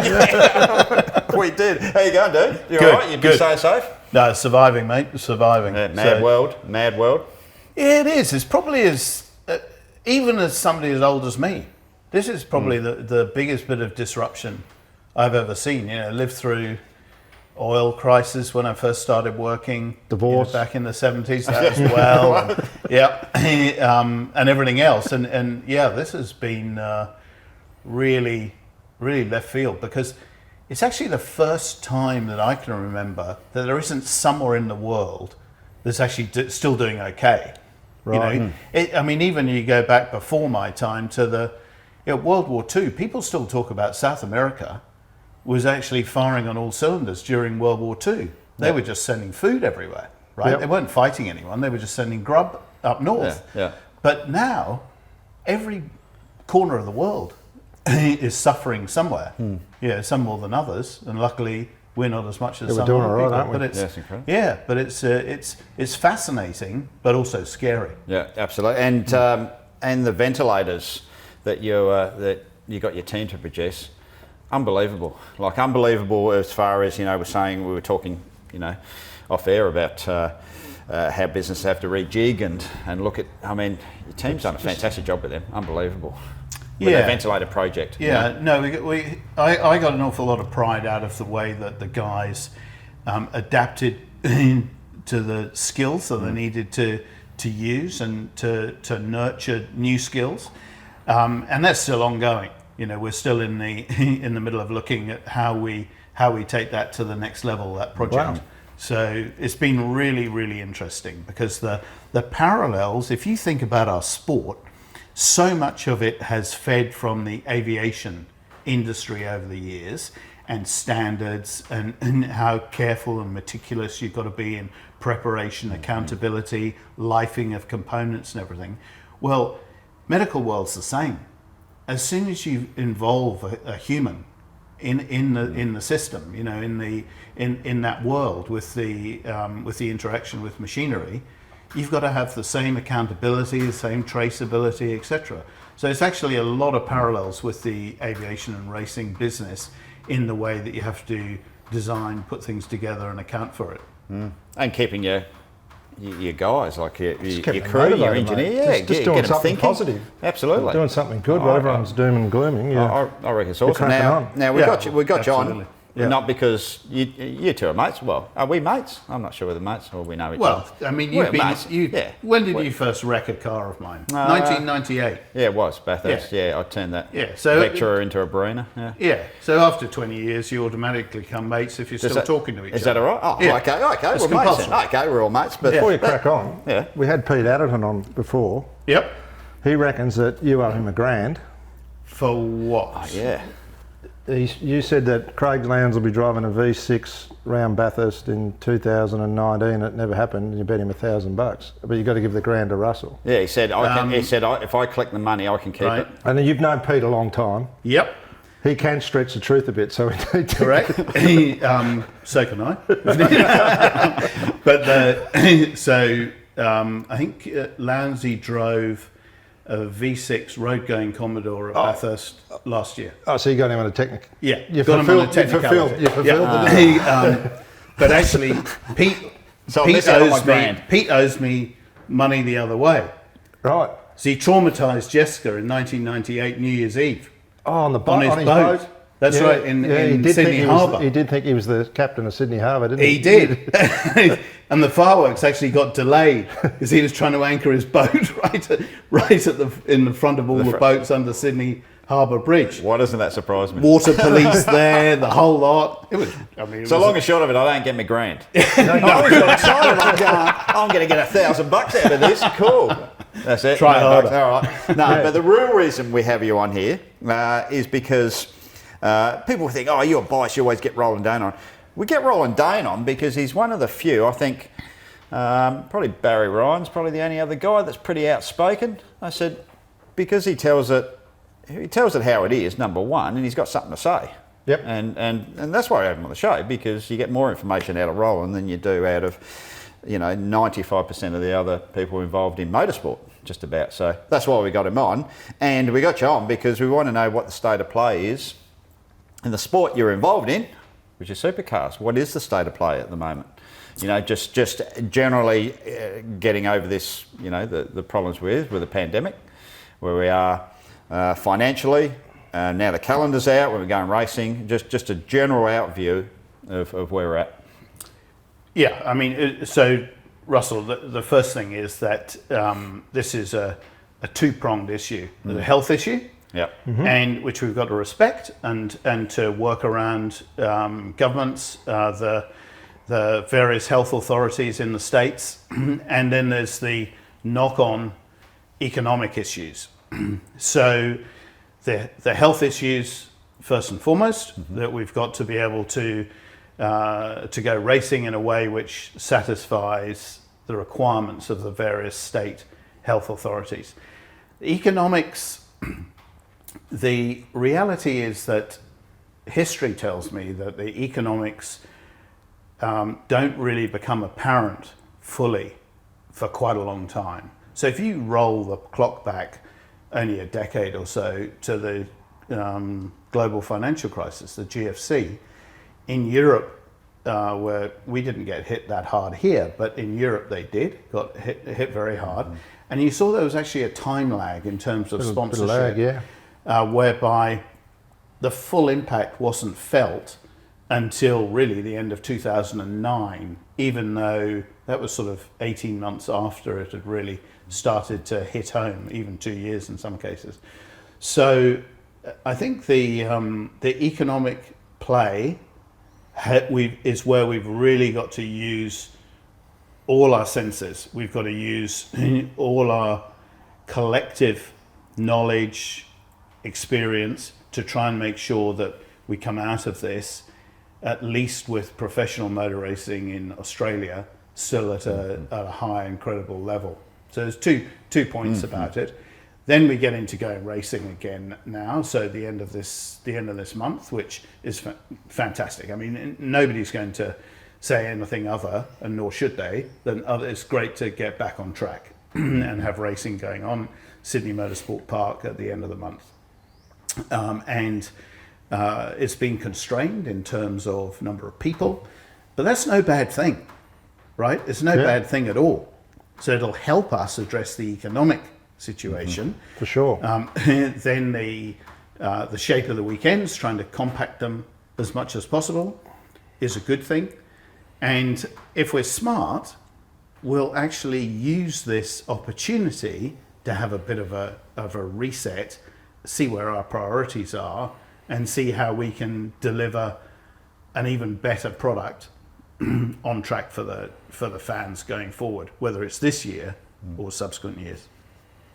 The calendars come out, and Paul, you brought it up about the formats. Yeah. Good chance to actually try different formats, or what is the formats? Yeah. I'd like to know. And the calendars come out. That's obviously a management decision. When you get to formats and changing the other stuff, obviously the commission gets involved. And if I'm a fan, I want to know what's going on, and I don't. So I mean, hopefully that becomes apparent very soon now on what the formats are. It's going to change, obviously. Yeah. I think for most of the events, I mean, the one thing you don't change is Bathurst 1000. Yeah. No. Right. So sure. Yeah. That really is the sacred cow. I think Tony Cochrane 24 years ago said there are no sacred cows. Well, there is actually Bathurst, That is the sacred cow. That's what our sport is built on. Same as the Indy 500, for instance. Yep. So we won't screw with that. The rest of the time, have been a proponent, and I don't think it's going to go very far, but I've been keen to to have a return to our roots. So there used to be people going back to an old girlfriend. Oh, sorry, different routes. I got you. Jeez, they probably wouldn't have me. They probably wouldn't have me back. You only get one shot of that. Yeah, the too many bridges burned there. But I still talk to Jesse's mum on the phone, etc.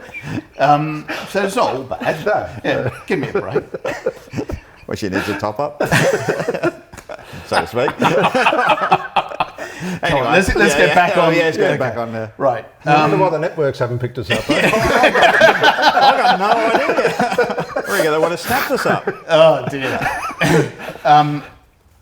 In the old days, in the late 90s, when honestly the current formula was really built, the strength of professional motorsport in supercars was really built on that era after Tony Cochran, James Erskine and co came along, and under the SEL umbrella, started developing the sport. And that period in the late 90s and into 2000, around 2001, where you had those 3 sharp races, short sharp races on a Sunday, and animals like Russell Ingall, Street fighters, Greg Murphy, and Mark Scaife, and etc. in there fighting hard. That's what we were looking at in Europe. Yep. That's what we saw, and thought, oh, this is pretty good. I mean, look at the entertainment there, and the okay, there were more variables in those days. So the standard of driver, standard of car, there were some variables to begin with. There were different tyres, although that stopped from '99 onwards, and that created some of the mix-up, that created some of the racing. So today, the cars are better, driving standards are more consistent, pretty good overall. So I think you need to tweak the format a bit, but I would have loved to have seen us say Sunday afternoon is race day, so that people are clear that they're going to either rock up to the circuit on a Sunday arvo, they haven't got to worry about the whole weekend, but rock up and see 3 races that are 40 minutes, somewhere thereabouts, no fuel, no tyres, you got what you got, what you see on telly is what the result is. Yeah. But to make sure that it's mixed up enough, you go qualifying for race 1, partially or fully reverse the grid for race 2, and then combine the points from those 2 to set a grid for race 3 to finish the day on, right? Good. Or a variation. Yeah. You have to pull all the cameras out of the cars, but do that. big line up outside Beto. Not too many tyres, right? So that people have got to decide when you're going to run them, when you're not, etc. Some of those old ploys which you remember all too well from that period when you're driving for Larry. 8 tyres for 3 races. Yeah. Look, that sort of format, Roland, for a driver was exciting. Yeah. The fan base loved it, but I used to enjoy it. And I actually didn't like it when they went to the longer races. It was a bit because there was too much going on, looking after the car, tyres, this. Well, neither did anyone else, because it didn't last that long. Going to the 3, everyone thought we should go and do what NASCAR did and go to 300k races on a Sunday, if you remember. 2003, that era, and it wasn't popular at all. Yeah. So the 3 races on the Sunday, the good thing about it is that you effectively got about a downtime of about half an hour in between each one. That's somewhere around that. That's good. You can't spend any money. Yeah. No. and you can't, seriously, you can patch up the panel work, you can put a shocker into it if you have to, but you can't go on the patch, there isn't time. Yeah. The driver, have a quick download, have a leak, have a drink, and then get back in the car and go again. And if you sell that well, I think it's a great format. And do you know who's copied that? Alan Gow. Exactly. A decade ago, when he needed to reinvent BTCC, that's exactly what he did. He looked back in the old files and saw, This is what they did in Australia when they were building supercars. Yep. I've got to rebuild BTCC. They threw the reverse grid race into it. Yep. Yep. And look where they've got to now. I mean, the last 5 years or so of BTCC has been very successful. Couldn't agree more. And there's been no clearer picture than that than during this. I mean, we've all probably been sitting around, especially earlier on in this pandemic. We're all sitting there, couldn't go outside, we're in lockdown. So on YouTube, flicking through all the old videos, or the old... It was on Fox too, but you haven't got Fox. No, well, this is just going back prior when I actually haven't got it. I wonder why. No, I haven't got that. Even cashing the car to save $25. But anyway. Yeah, you got it, mate. It's a crisis. Yeah, it is a crisis. You've got to scale down, mate. So I'm flicking through YouTube. So on YouTube TV, looking through the old races. And you look at some of those earlier races, like in the 90s and Calder and that sort of format. The racing was bloody good. Anyone that hasn't seen that racing back then, jump on and have a look, because I think the racing is good now. Have a look back then. It was bloody hard. Like, those dudes were into it. And you don't have to have technical segments to keep people entertained. You just bang, bang, bang. It was great. It was great racing. And I think you have to sit down and look in the rear vision mirror. That's what you're saying. Look back in and go, back to the future, geez, mate. actually racing was bloody good. Like, dudes were getting on. One of the Calder races I was watching, I think the first night race, it was on. Like, I mean, it was some of the best racing. I'm going, oh, Jesus, okay. Especially at night, you could get away with a bit of shit there. You could do that too. Get rid of those bloody inside in-car cameras. Get rid of that. Park Beardo up somewhere else and tell them to turn around from the screen now and then. And game on. But it was bloody good, Roland. It was bloody good. Yeah, and look, what I'm proposing, I don't think is Provide, cat and hell's chance of getting up. You've got to take this opportunity to give that a run. Well, because I don't think other people... I think there's too many other vested interests trying to keep the status quo and everything. What fascinates me about this... serious still? About what I'm talking about, the person that I've spoken to about this who's most in favour of it is one of the people who's got the most to lose on the surface of it, is Jamie Whincup. Right? Yeah. And I say to Jamie, maybe we should look at pulling a ball out of the hat for a reverse grid of somewhere between 8th and 15th or something, a bit like BTCC do. And he said, no, full reverse. Make it full reverse grid. And there you've got somebody who, if you keep the status quo of qualifying as well as you can, he'll just and keep then putting getting in front, trophies, won't he? he'll keep getting race wins. Yeah. Right? Yeah. So, but he's looking at the longer term, bigger picture now. Yeah. Okay, of him, potentially running 888, etc., and sees, well, the business and he's model, a racer. He wants to race. Yeah. Correct. He likes to race. Exactly. Oh, that's good. That's good here, because I've got to tell you, because he's on the commission.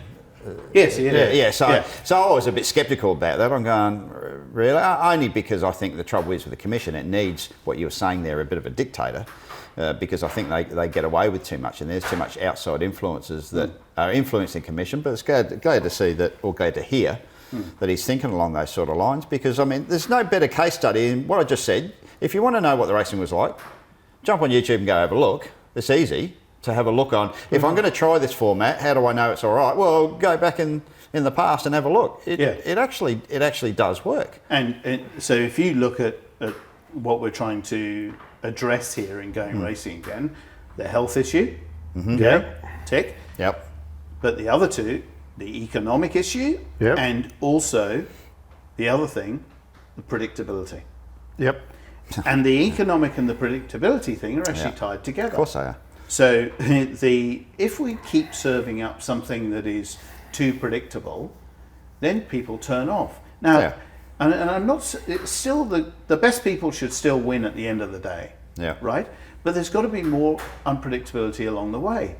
And if it doesn't matter if the unpredictability is between 3 or 4 people or 5 people, but there's still got to be unpredictability.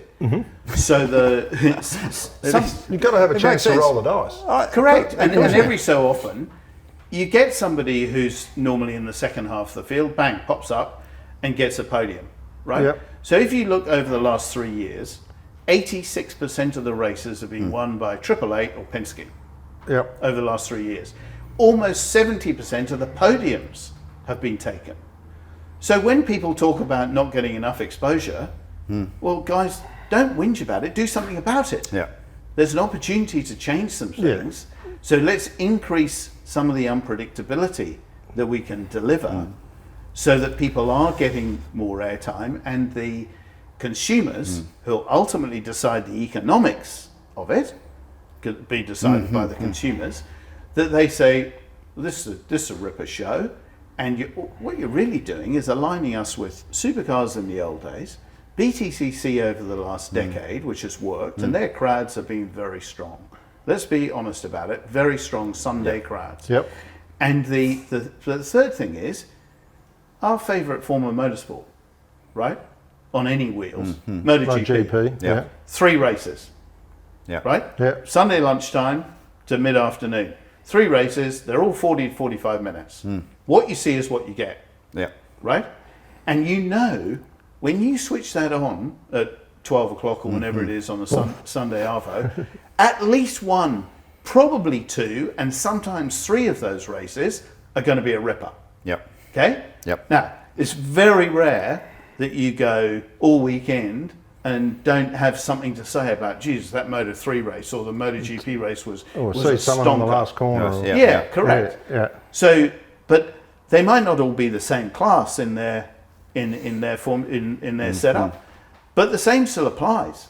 You know, the concept of the viewer switching on and watching them all still applies. They've got 3 short, sharp, action-filled races to watch, where what you see is what you get. You haven't got to confuse yourself about pit stops and everything. You say about unpredictability. The biggest thing is, Paul, and you know this for a fact, when you're racing full time, is qualifying. It's been a qualifying championship for years. If you qualify in the first 2 rows, there's a good chance you're going to end up on the podium, and there's a good chance you're going to be in the top 3 in the championship. That'd be a fair call, wouldn't it? Because there's certain teams, like your team, for instance, that know how to put a qualifying car together. You've got drivers that know how to put a lap together. And there's a specific difference between a racer and a qualifier too. There's no doubt about that. When you combine both, which is a Shane Van Gisbergen, right? They can do both. Yeah, Jamie. Jamie wasn't a good racer. He got a good racer towards the end. Towards the end, initially. Well, he's not quite at the end yet. No. But you look back earlier on, he was, when he was buried in the field, he went nowhere. He actually picked his game up with actually racing. He wasn't a very good racer. You know why? Because we'd sit there and debrief. We'd debrief, and we'd look at Garth Tander, and we'd say he couldn't qualify, but how well does he race? Exactly right. One of the best racers. Correct. Right. Exactly. But you were the same. You were the same when you were racing. You're in that car. You know how to race, and don't you wish at the end of the race you came out of it and going, geez, I wish I started up the point end because I've just passed 15 cars, and if I started off the front, I would have won it by 15 seconds. Russell, what you're talking about with I just passed them because I just pushed them out of the way, mate. What you're talking about with qualifying, though, ever since championships have gone to single tyres, that's pretty much been the rule. Is that because people have qualified and raced on a single tyre, when you had Dunlop, Yokohama, Bridgestone, Michelin, etc., in various combinations around tin top championships during the 90s, you could actually have a tyre like a Dunlop in BTCC. Oh, what a stonking qualifying lapper Rickard Rydell's done. But then halfway through the race started to fall apart, right? And the Michelin would come stinging through. So that's exacerbated what you're talking about, the fact that by necessity, we're all on the same tyre. But what I also proposed in terms of having a 3-race format, as I mentioned, was that when you have a practice session on Saturday morning, right? You say practice session, whether it's an hour, hour and a half, whatever it is. You then go into a qualifying session in the afternoon. But before you start that qualifying session, you go into Parc Fermé. Not at the end of it, like the Goons ran last year, when you could change the car after you've done a quali lap and get it ready for racing. You do it before you go into qualifying, and then you've got a car which is always going to be a compromise. NASCAR, right? Do that. They go through tech. So you go through practice, come out of practice, and then at the start of the qualifying, the car is in Parc Fermé. Okay. So just literally checked over after qualifying, and if you've got anything wrong, you get permission to fix it, like Formula One, where you can't change things. So then that part firme is effectively in place until the end of lap 1 of race 1. Okay. Right? So you can then... If you race a qualifying car, you're going to go backwards, is what you're saying. Exactly. Yeah. So you've therefore got to compromise somewhere as you go through quali. And some people do it better than others, but some drivers will handle it better, etc. It's another variable that can come into it. And then race 2 and 3, you can have a quick, you can start tweaking it. Yep. Right? And and then by the time you get to race 3, you might have a straight race car as opposed to one that's a compromise. Yeah. Okay. So but you haven't got a lot of time during the races on the Sunday under such a format to waste too much money. Yeah, you're talking about, honestly, a set of springs, a bit of camber, whatever you might be able to put into it. Because you can't patch it. You haven't got time. Okay, Roland, so we're just sitting here, resolved 50% of the issues with the race format. For the rest of the year. So all having a go at, right? Yeah. Who's the roadblock? Why isn't this going any further? It seems pretty logical to me. Like, why is there a roadblock in there? Because initially you said, I don't think this will get up. You said they won't. I'm sure they won't contemplate it. Well, why? Well, it won't get up. I mean, that's the reality. Is that? Well, why? I think there will be 3 races, but they won't be along the lines that I've been talking about. I think there'll be qualifying for each one, etc., etc. I think there'll be 1 on Saturday, 2 on Sunday, or whatever. So that'll pit stops. That'll come, that'll come out in the next, I presume, the next week or so, and be clear to fuel drop. But I don't think fuel. Oh, that's good. At least that's something good, because that fuel drop thing just confuses the shit out of everyone. Well, everyone goes to sleep watching it. How interesting is it watching fuel go in a car? Well, how do you explain to someone you actually need to put more fuel in the car than you need? Yes. Well, that's the problem with the commentary. There's too much commentary about the goddamn fuel drop and 1 millimetre here, and there's pit reporters running backwards and forwards. I don't want to hear about that. I want to hear the commentators talk about the racing. Well, there's no racing going on, because it's boring. Well, there'll be racing if they do this sort of format. And then they could talk about, I don't want to hear about fuel. The format will come out, there'll be fast pit stops around tyres, which is, and that's not bad. The problem is it costs money, and it won't really alter the outcome of the races most of the time. Unless somebody has a real balls up, just a shame. It won't. So there are people, obviously, who want to keep the status quo because it suits them. There are also... People, you mean team owners? Yeah, there are teams that want to keep the status quo because it suits them. Why? Because it suits them. There are also people who are considering rightly or wrongly, the television. Which teams wrong? No, you can flush that out. But there are people that are also looking at the television component. Do we need something on Saturday, etc. Race wise? Well, Formula One doesn't. MotoGP doesn't. But anyway, and some of those viewpoints are potentially valid. So I'm not going to diss them all from that point of view. But I think there's a general unwillingness, if you like, to change very much. So, look. Now's the time to do it. Yeah, that's now's the time to do it. If there's any time to do it, now's the time. Well, we've got to sell ourselves, right? As a sport.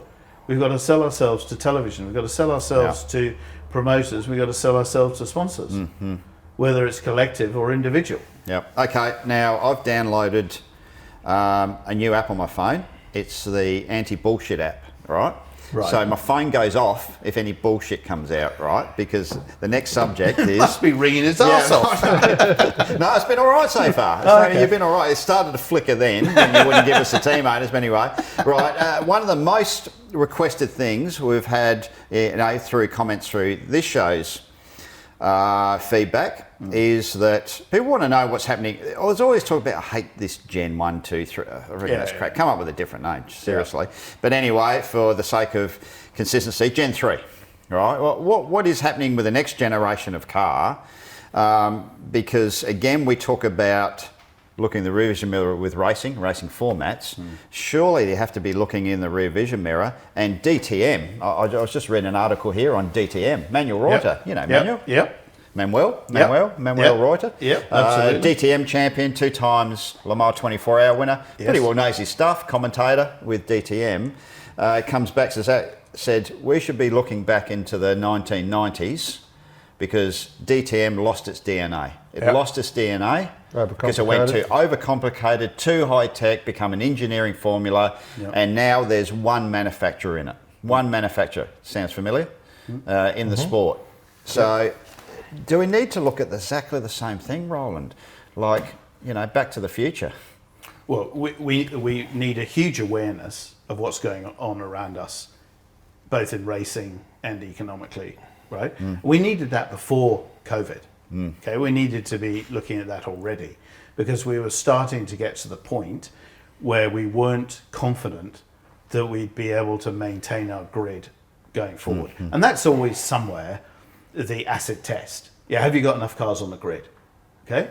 And if you have, okay, well, it can't be all bad. But if when they start, you know, tipping on the edge, then you've got to be nervous. And so, and I think we've had an awareness of that collectively for the last year or so, that we needed to, we have got to reinvent ourselves in terms of the car to try and make it as accessible as possible.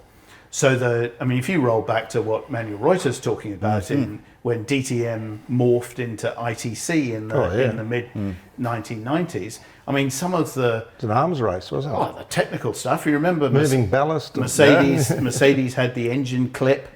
They could change in a 10-minute gap between races. They could change the complete engine. You had the movable ballast inside the Mercedes, you know, which went backwards and forwards on rails. All fantastic things for tech heads to get their head around, but ultimately led to their destruction. So and we've got to the point now, whether we like it or not, that we need a vehicle which is cheaper to buy, because we need to make it more accessible to the teams who aren't running at the moment. That's the key to it. So what stops a McElrea or an Eggleston or a Sonic or whatever, some of these teams that have been in national motor racing for a long time, what stops them coming in if they've got a driver or a sponsor or a combination of both? What stops them? And two things stop them, is the dollars to get involved, and that's sometimes the car, but it's also the infrastructure that they need. Yeah, in terms of rattle guns that cost a fortune to build and maintain, etc. In terms of personnel, in terms of garage structures that, to be honest, you know, look like Taj Mahal inside, even at Winton. And then there's the IP cost. Now that's not necessarily dollars. There are cars that have got to the point where there are only a certain number of competent engineers in pit lane who really know how to run them properly, right? So it isn't as though you can go and pluck anyone and have a go that easily. They got too complex. So we've got to have that reset, and the core of that, of course, is the car. That's it. That's your starting, your building block. So if you ignore the outside of the car, which, to be honest, is almost a separate conversation, but you want the car to look like an Australian touring car. So you want it to look as close to a standard Mustang or Camaro, for instance, as it can do. Stinger. Or Stinger. That's a good example. Right? Supra. Supra. Rear-wheel drive cars. Rear-wheel drive cars, etc. that have got an appeal to enthusiasts. So you want the cars to look like that. That means that you shouldn't mess with the glass house. You shouldn't mess with the hanging panels. So you don't want... etc. Oh, no, the Mustang. No, you don't want anything like that. No, you don't want a sports sedan look. It might be underneath, but it shouldn't be looking like that. It should still look like an Australian touring car. Then the road-going car, you mean? But I mean in what the cars looked like years ago. They're proportionally correct. Except even if they've got composite bodies, they're still proportionally correct. Right? That's vital to me. And that's protecting our DNA. But underneath the car, underneath that body, the car has got to, we've got to learn from the errors around the COF car, which there were some in hindsight. We could have done this better, we could have done this better, etc. Take those on board, make the car so that it's safe, because our cars have come a long way in the last 20 years. We don't want to throw that away. We want them to be safe. We want them to be easy to maintain as well, and we wanted them to be cheap to service. And that means making them pretty standard underneath, but with some adjustability.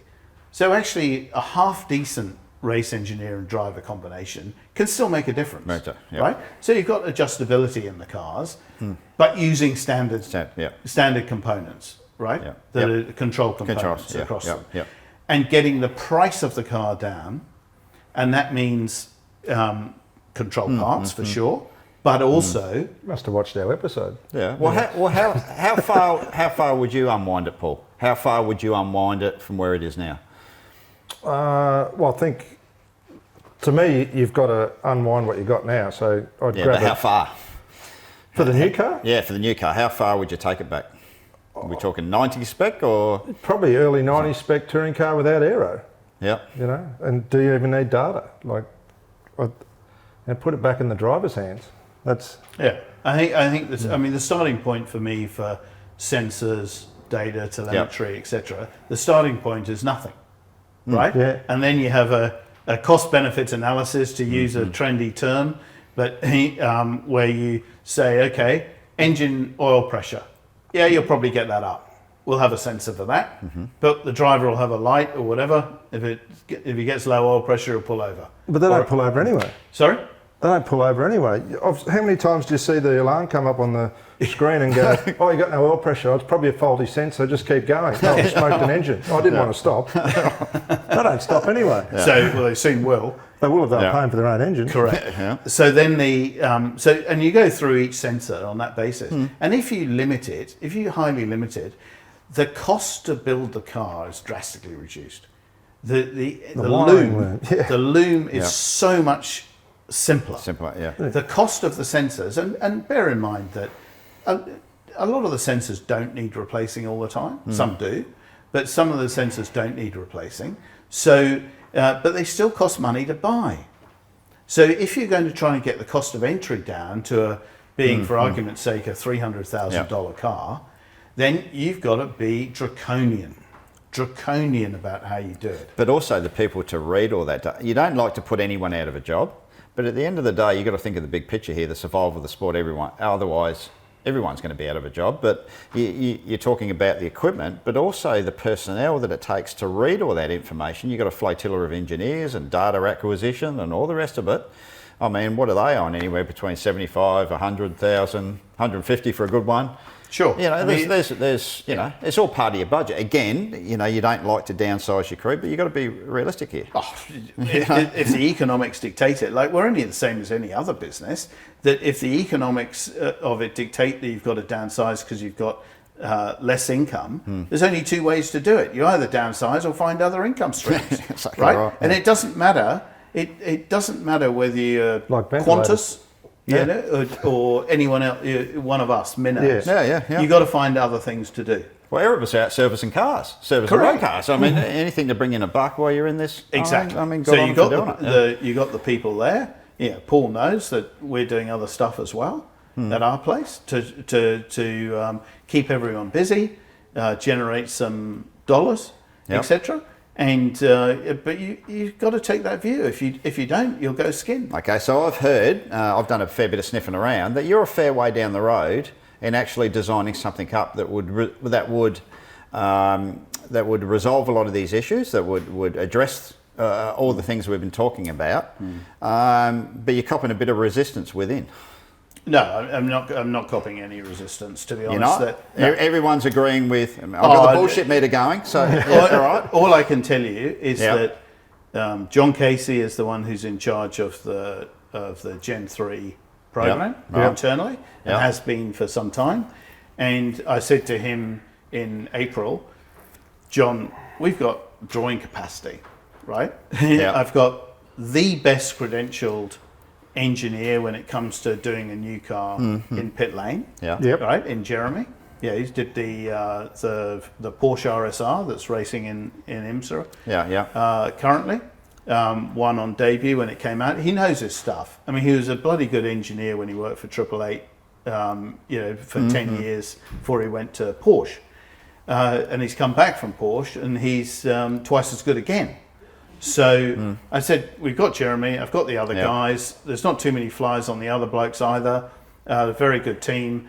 We've got some stuff going on, but why don't we just get on with doing some Gen 3 stuff, right? Because somebody's got to do it, and I don't want it to lose momentum. But I'm hearing the feedback coming through already, that the punters out there are sort of already going, oh, typical, Roland's just designed his own car because he wants an advantage.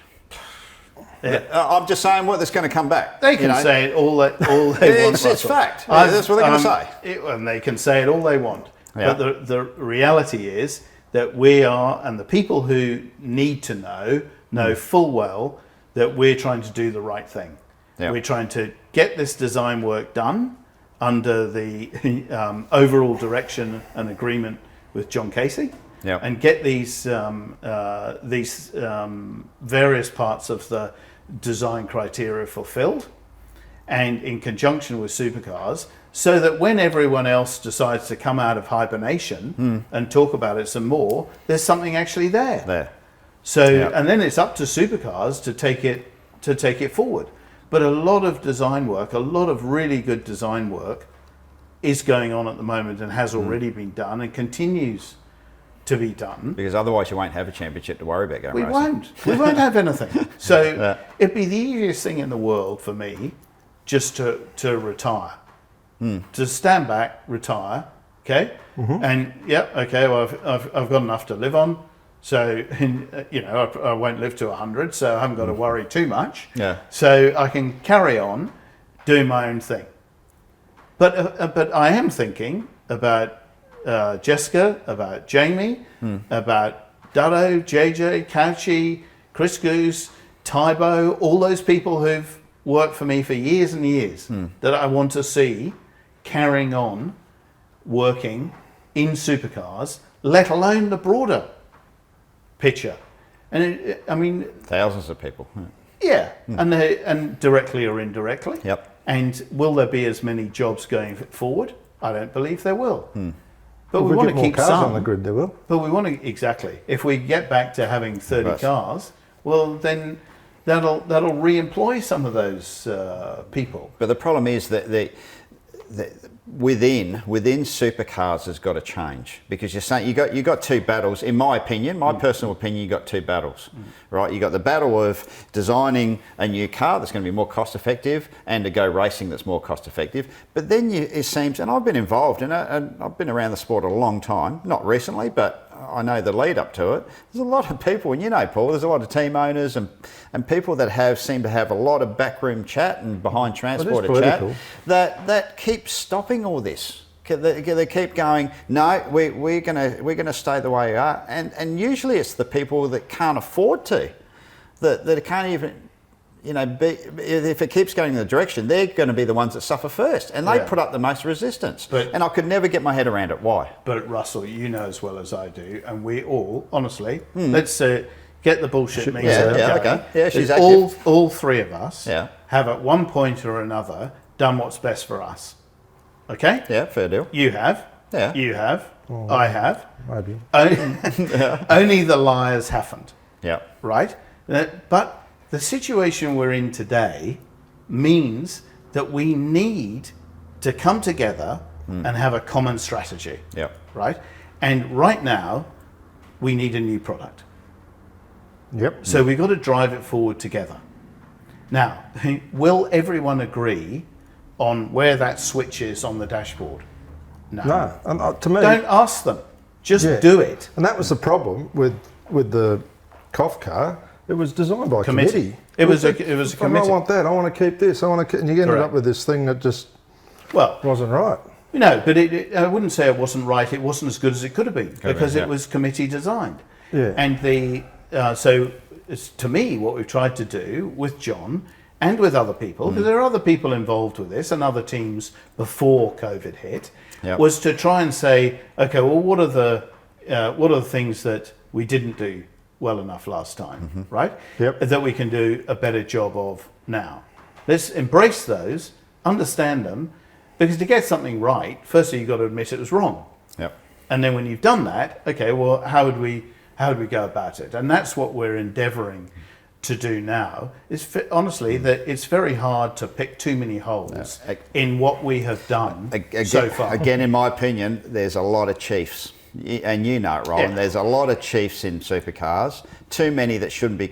They should be concentrating on what they're doing, what they're employed to do within supercars, from a number of different job descriptions. But they keep getting involved in this business of running the sport. There should only be a handful of people that are running the sport and making the decisions, along with the select team owners who've got half a clue. There's just noise coming from everywhere, always has been. The boys club that's within supercars, and if you're not a member of the boys club, good luck having a vote in it. So you've got to ditch that. Ditch those voices. Concentrate on what you're supposed to be doing. If you're employed to serve chips, well then serve chips. Don't have anything to do with or commentators or anything else. It should be to do with the sport, like only the key people, you know. Again, my opinion, but anyway. That's a good opinion. But I like that thing. If you want to build a new car, take it offline, give the person the job who's got the best history in building cars in Australia, and give him a brief and say get on with it. Otherwise, I mean, if that's what's happened, that's cool. Yeah. And the brief, look, a lot of the brief was set before we went into COVID.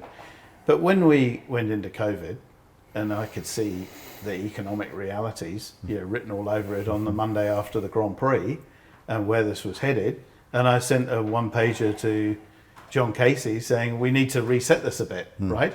Yeah, we were looking at 400. We need to look at 300 for argument's sake, right? Who else could do it? So how do we do that? And do we incorporate a couple of other things into it, which we weren't necessarily thinking about at the moment? I mean, one of the things, for instance, that we've tried to incorporate into it is a bigger fuel tank. You don't have to use it.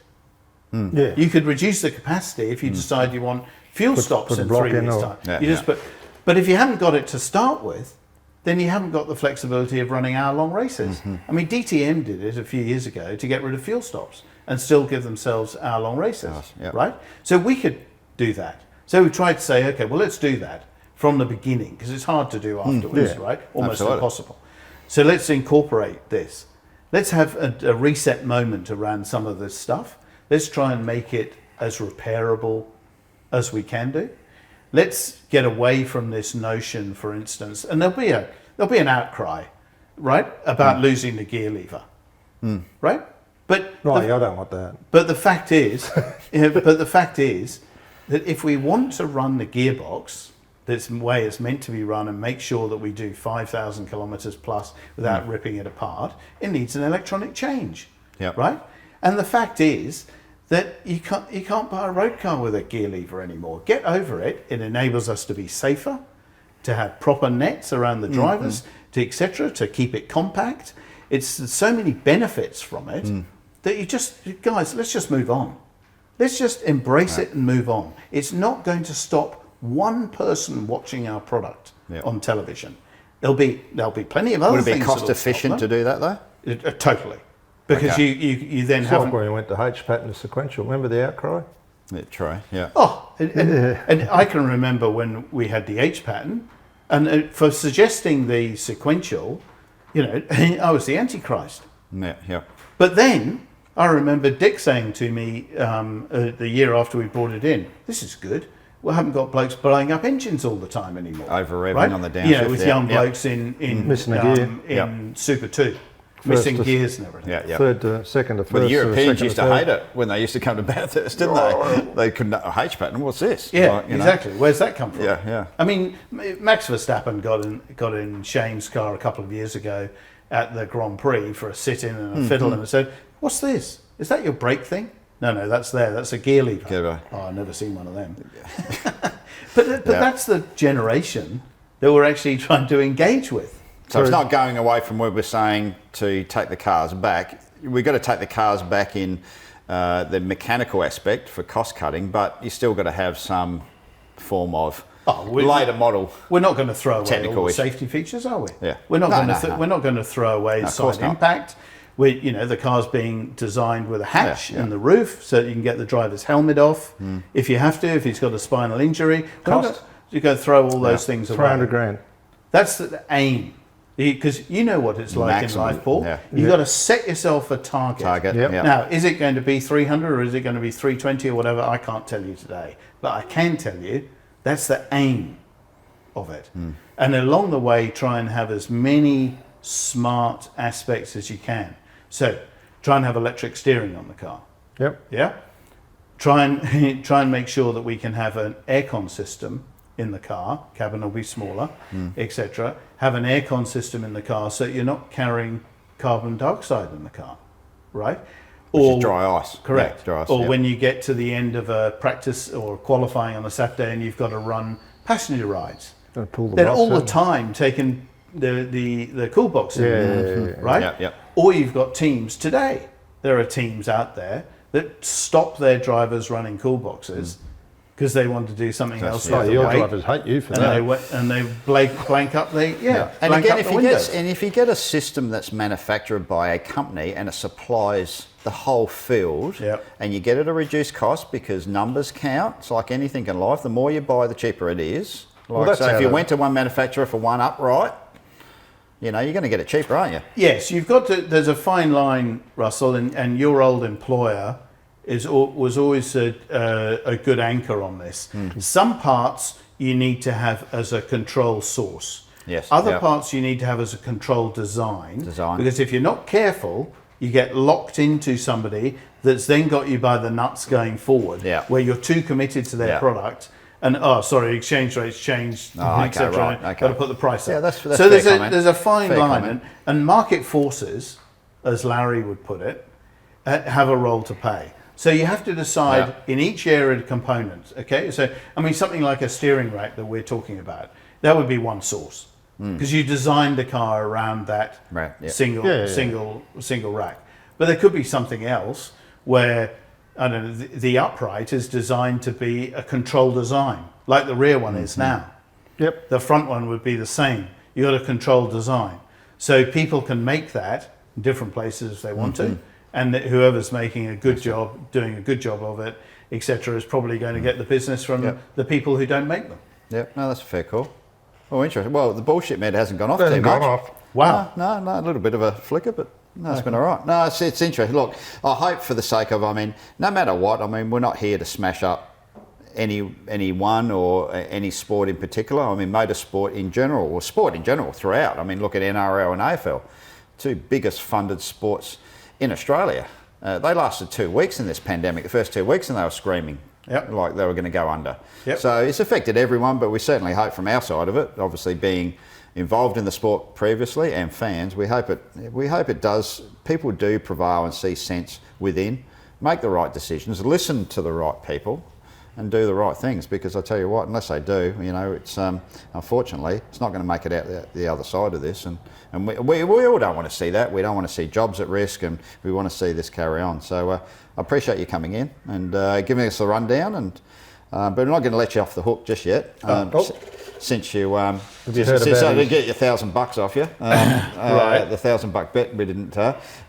We got Dude's life message, but you have to come up with a life message because we didn't do it last time. We got slammed a bit. So Dude's got a life message. So think of one while I go to Dude. So it's very important because people will base their life off of this. I actually stole mine off him. Oh, did you? Yeah. Don't tell him that. All right. Yeah. What's your message, mate? Don't let a good crisis go to waste. Okay. Well, exactly what we've just been talking about then. So all the things we spoke about. And I stole that off plenty of other people. I read Winston it. Churchill. Yeah, Winston Churchill, exactly. Exactly. I mean, there's nothing new under the sun, Russell, to be honest. That's my message. There's nothing new under the sun. Nothing new under the sun. And if you those who don't know history are doomed to repeat it. So you need to sometimes look back. Yep. And try and absorb, like Manuel Reuters style that we talked about, like BTCC, like supercars, etc., and try and learn whilst we make our next moves. Yeah. Okay. And so there's nothing new under the sun, and those who don't know history are doomed to repeat it. Very good. Good messages. That's it, Any mate. marital advice at all? Or? Wrong people, mate. You're the best innings, mate. I'm doing a good innings, Yeah, mate. yeah, Well, yeah. because I'm so tight, I don't want to give away $1. Well, I've heard she's on $75 a week JobKeeper. Is that right, Who's that? Jules? Jules? No, You stitched her up. No, she's working. She's out doing. She's the breadwinner. I don't earn a cent. She's You could out write a earning book. money.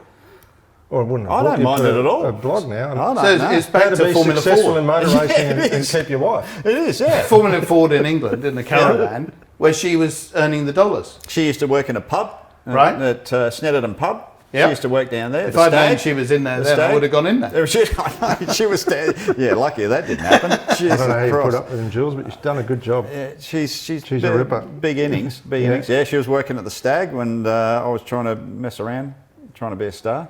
Yeah, Sorry. So she's a breadwinner again. Mess around, lost. Mess around, there for a yeah. minute. All right, okay. Time to end this. Time to end this show. There's too much bullshit going on. The bullshit meter's going right on. It's going. Oh. Right, thanks, guys. Been a pleasure, and been a good show. So it's gone a little. Only supposed to be half an hour. Well, if it's flowing, you got to let it go. Give the people what they want, mate. Give That's the it. people what they want. Thanks for tuning in, and hopefully see you next time. See you guys. Cheers.